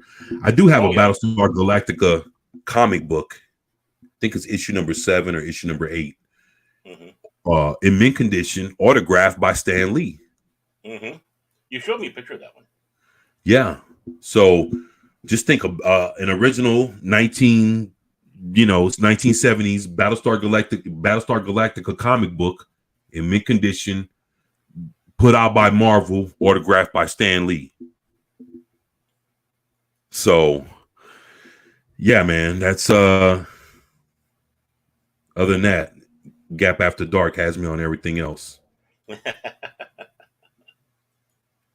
I got my Battlestar Galactica Viper, Cylon Raider, and then they had like the rover and they had the Star Probe that Mattel came out. And I got the ones that actually shoot the little rockets out of them because they quit doing that because people could choke on it. So, but I got the original set that you could shoot the rockets out of them. Yeah, I mean that's Gap After Dark. Look at that, he's rubbing it in. Yeah, he's good at that. Yeah, I know. I can't.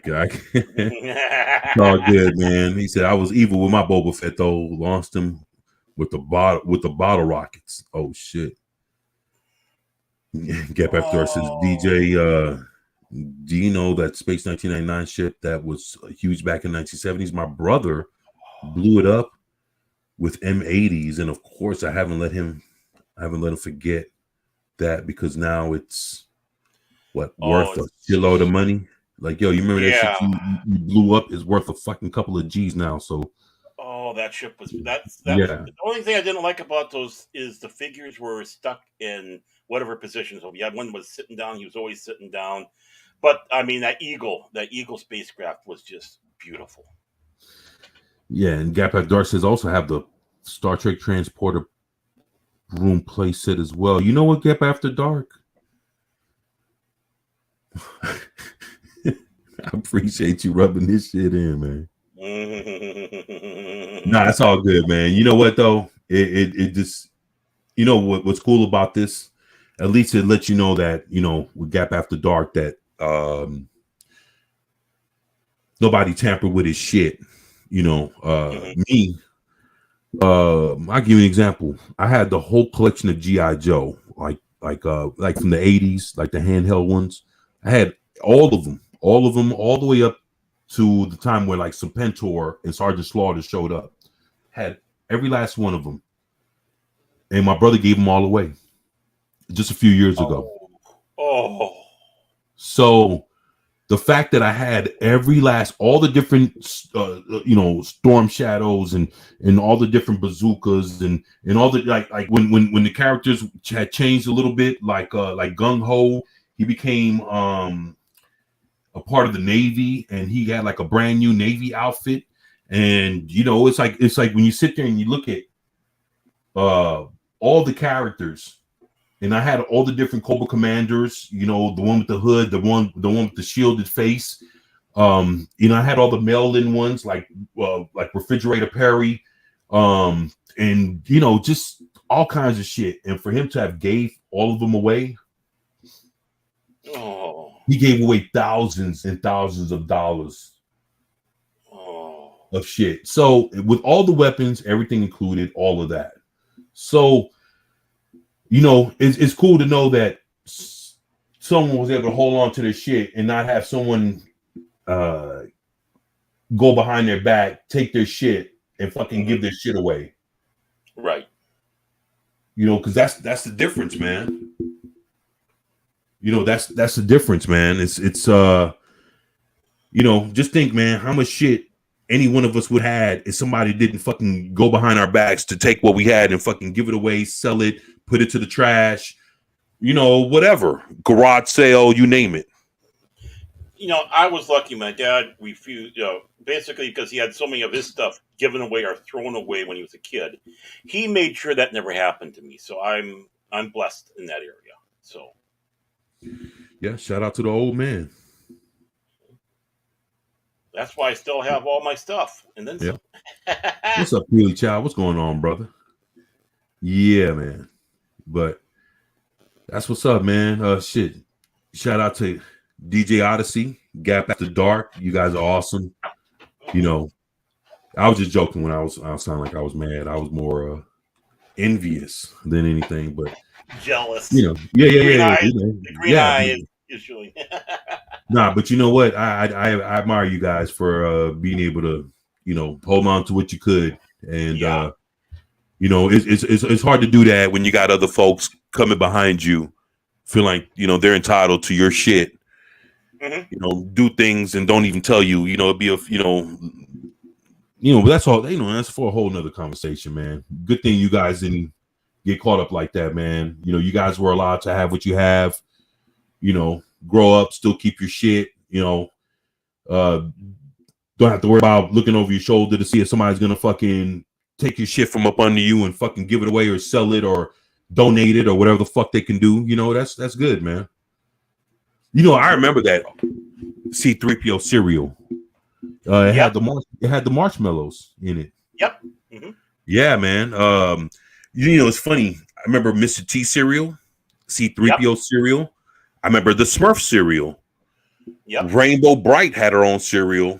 I remember Strawberry Shortcake had her own cereal. I mean, they're the female sides of pop culture, but they were still there, still had their own cereals. I mean, but Ghostbusters had their own cereal. Ghostbusters had a few things. They had their own fucking fruit drinks, their coolers and cereals. Yeah, the Ecto coolers. Yep. Dude, they had a bunch of shit, man. Toys, candies, gums. They had a lot of good stuff, man. He said, I miss my Buck Rogers Starfighter. Man. Yeah.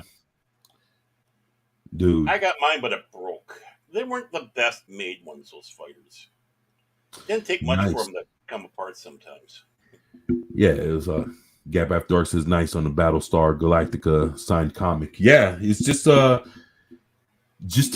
imagine, like, you know, anything that Stan Lee would sign would normally be like a superhero comic, but just to think him signing something outside of a superhero comic like Battlestar Galactica, that was the reason why I grabbed it. I was like, well, fuck, that was so different. That, you know, yeah, it's Marvel, so I could see why he signed it, but you know, but it wasn't Spider-Man or a Fantastic Four or, you know, something like that. But to see his autograph in gold on a mint old school Battlestar Galactica comic, shit, very different. That was why I was like, yeah, man, let's do it. Let's do it. Most definitely. Yeah, man. This also have the Space 1999 Commander Koenig and the Professor Bergman action figures Mego. Oh man, Gap, you about to make me pass out, man. I'm too big to be passing out, man. DJ Odyssey said, I do have the Eagle Moss, Cylon Raider, and Viper, OG style, not the new ones. Eagle Moss makes some pretty good shit. So kudos, man. He says, I got a lot of stuff, 24. A lot of stuff. Eagle Gap.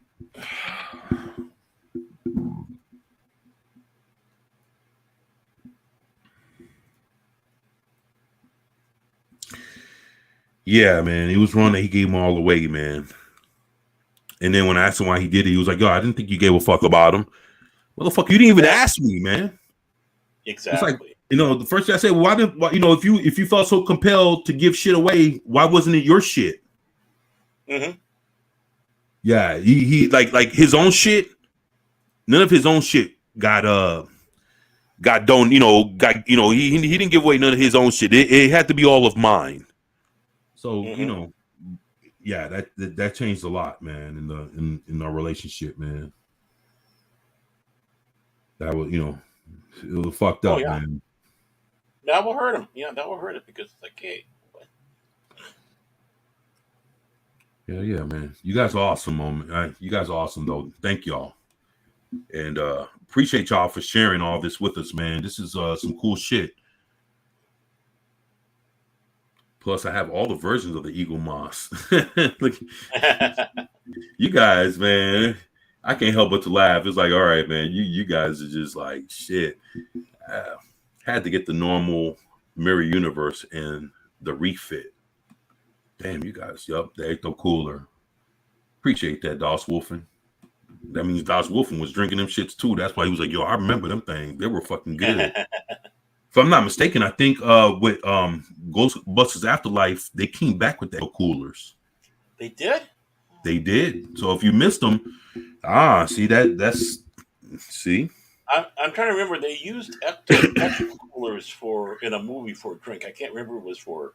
Right, but they brought it back for the Ghostbusters Afterlife, promotional deal. Hey, guess what? Yeah. Ecto Coolers are back. Y'all liked them then, you'll love them now. Mm-hmm. So yeah, man, they were fucking awesome, man.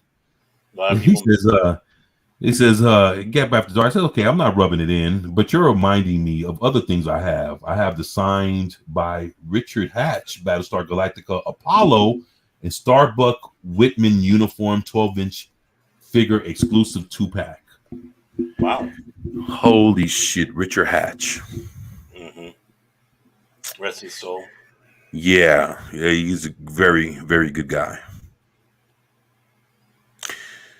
Yeah, you make me want to put my signed Stanley Battlestar Galactica thing back in its corner. DJ Odyssey said, "Have a good one, man." So he's supposed to be on a stream. Hey, man, you take it easy. Yeah, man. Oh fuck. All right, you take it easy, man, and thank you for being here, man. And yeah, you guys are awesome. Matter of fact, I'm about to take off here in a minute myself. Baron has to go. Yeah. He has a stream that he has to be at himself. So yeah, talking about episode 1 at Release McCracken with Phil McCracken. There you go. There you go. Well, all right. Well, he said I have the Richard Hatch Battlestar Galactica books signed by him. I could keep on going. Yeah. Holy shit. Yeah. Well, I'll tell you what, Baron, if you gotta bail up out of here. Yeah, I'll take off here, and it's great being with you, my brother, and we'll talk a little bit later. I'll give you a ring-a-ding-ding. Yeah, you do that, man, and you take it easy, man. Okay, well, have a good night, everybody in the chat and who's lurking. You have a great night. It's because of you we're able to do this, so we do appreciate you 110%. Yeah, we do, and thank you for that, Baron. And yeah, peace. Hey, peace, brother.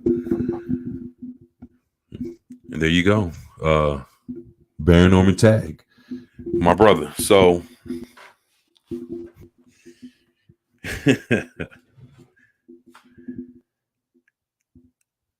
This was an excellent fun stream. I had a great time. Hey, you know what?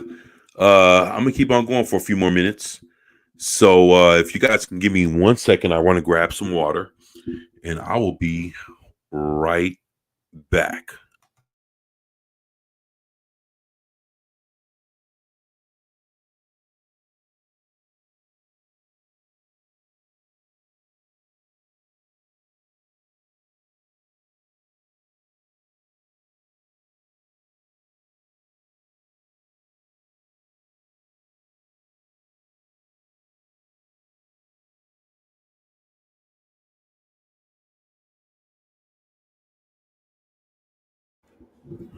There you go.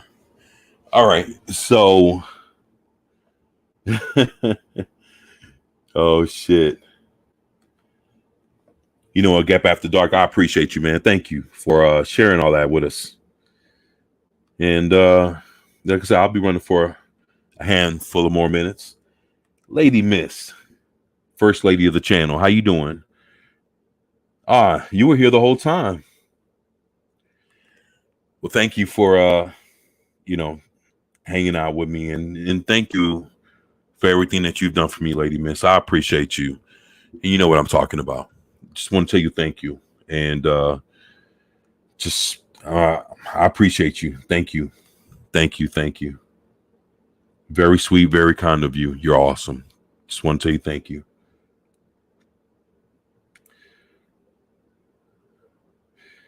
And Das Wolfen says, I have to run. Good night to all. It was fun. It was a fun stream. 24. Thank you.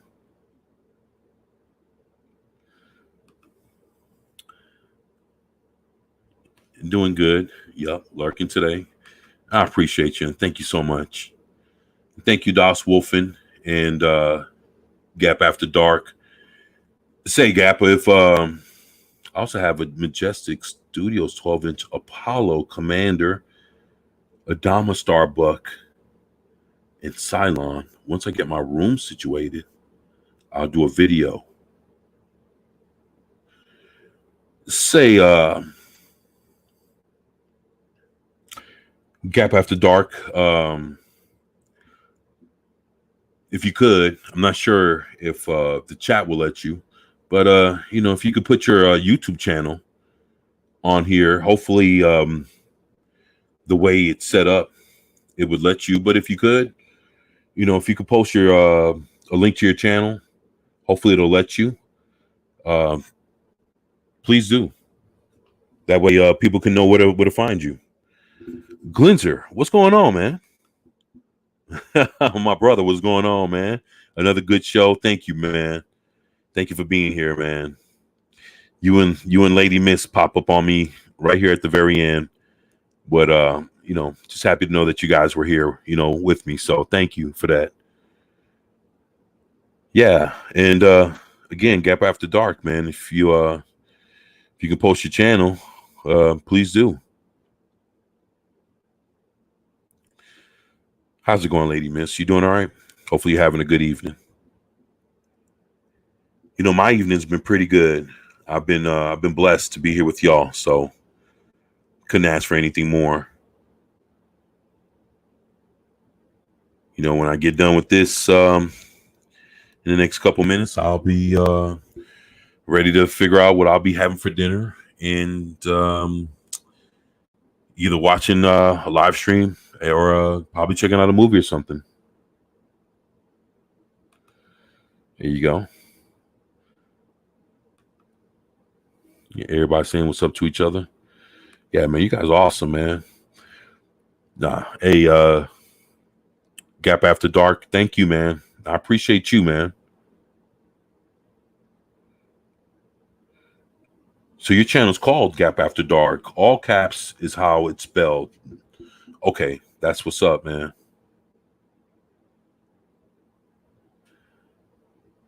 And thank you. If you don't mind, man, I would love to have you on sometime, Gap After Dark. Love to get you on and go back in time with you, man, and check out some old school shit. That would be pretty awesome. I'm over here trying to convince Lady Miss too, that we can talk some comics. So, whenever you guys are ready, I would love to have y'all on. And but no pressure. No pressure at all. But thank you all for being here. You guys are awesome. I had a great time. And tomorrow's Monday. Well, I tell you what, if I don't work tomorrow, I'll definitely be on doing a live stream and actually trying to drop some videos. So I'll be doing that.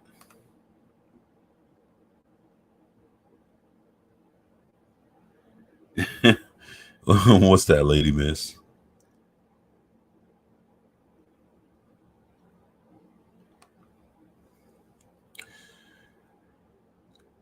Man, but I sure appreciate y'all. That sounds like a plan, 24. Hey, that'll be awesome. I'm looking forward to that.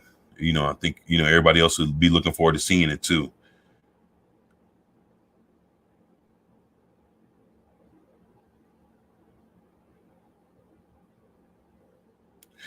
And thank you for putting your channel in here. And I tell you what, anybody that's listening, if if you have a channel please, the same way Gap After Dark put the channel in, you are more than welcome to put your channel in, and please, send a link to your channel, and we would love to have your channel in here. And so if anybody's listening, please do. You guys, have been great to me, and I would love to promote anything you guys are doing, all of y'all.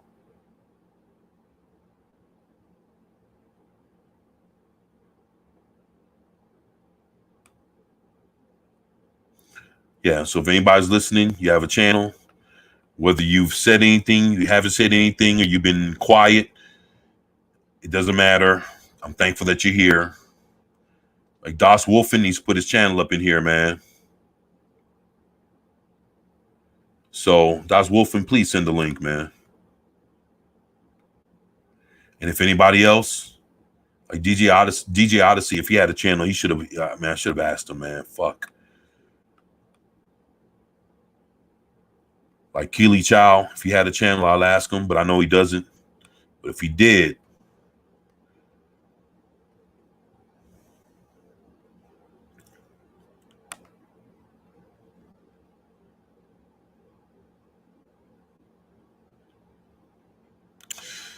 Lady Miss says, I'm not seeing you in the chat. Gap After Dark. It's funny, Lady Miss, you're not the first person to say that. Do you see the link? This is the link to Gap After Dark. Hopefully you guys can see that.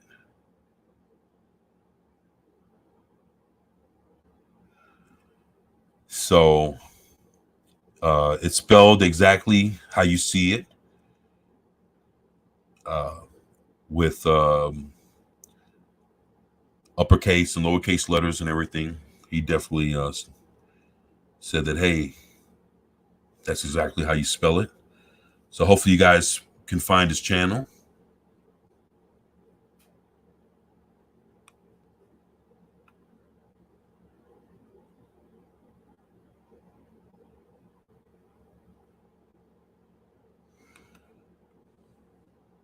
The Lady Miss Baron Tag is simulcasting. That's funny. Gap After Dark. 24 love your streams, and this made my Sunday night.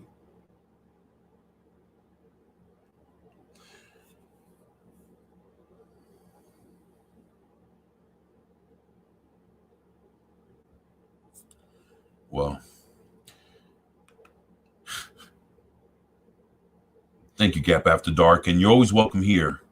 If you ever want to, come on and join us, just let us know. And along with you, Sean, and Lady Miss, if you ever want to join us, just say something, Say, hey, can I get on?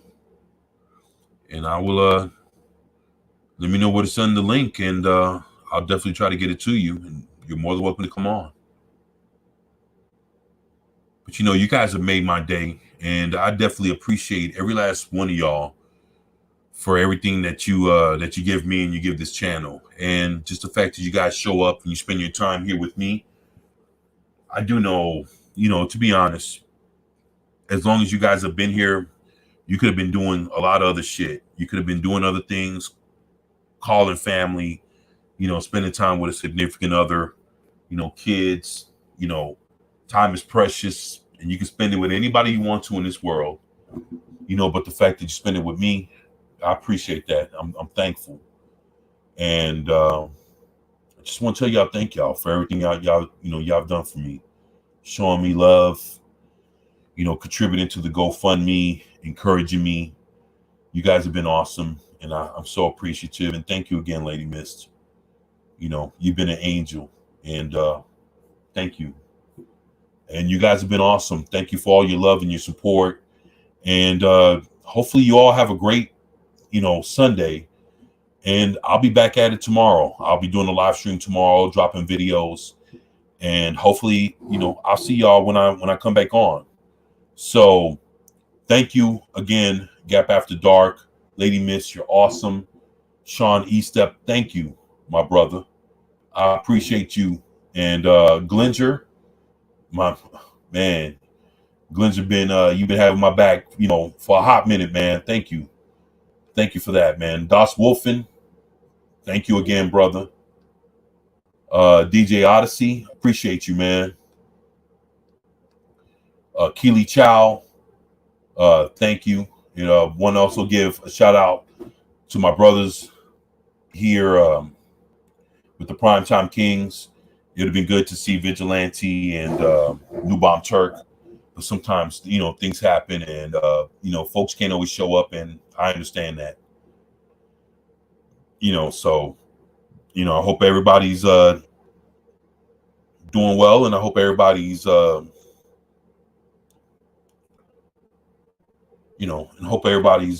just enjoying their weekend. And Gap After Dark, thank you again, man. So appreciate you, man. You guys are awesome. There you go, man. You guys showing each other love, man. That's what it's all about. So with that, look, I just want to tell you guys thank you. You guys have made my Sunday. Always know that without you guys, I wouldn't even exist, man. No shit. So thank you all, and you guys enjoy your weekends. If you guys ever want to hit me up and holler at me, always know that I have an email. You guys can always hit me up. My email is 247 lowercase mr, Mr. Mr. 247 Mr. Mr. 365 at gmail.com. That's 247 Mr. 365 at gmail.com. So if you guys ever want to shoot me a kite, shoot the breeze, see what's up, man, holler at your boy, you can always hit me up. You're always more than welcome to. I would love to hear from you. You too, Lady Miss, all of y'all. If you want to holler at me, please do. My doors are always open. DMs are always open. Email is always open. And I'm always thankful to have you guys in my corner and on my side. So with that, I love you guys. Take it easy. Please get some rest. Get something to eat. Recharge yourself for the next great show that you'll see here in a little bit from, other content creators, and just enjoy yourselves, and just know that, the way that I have y'all, you guys have me. So, thank you. And thank you, Lady Miss. I sure appreciate you, and I appreciate all of y'all. So you guys take care. I love you guys. Enjoy your weekend, and I'll see you here tomorrow. And y'all take care. Peace.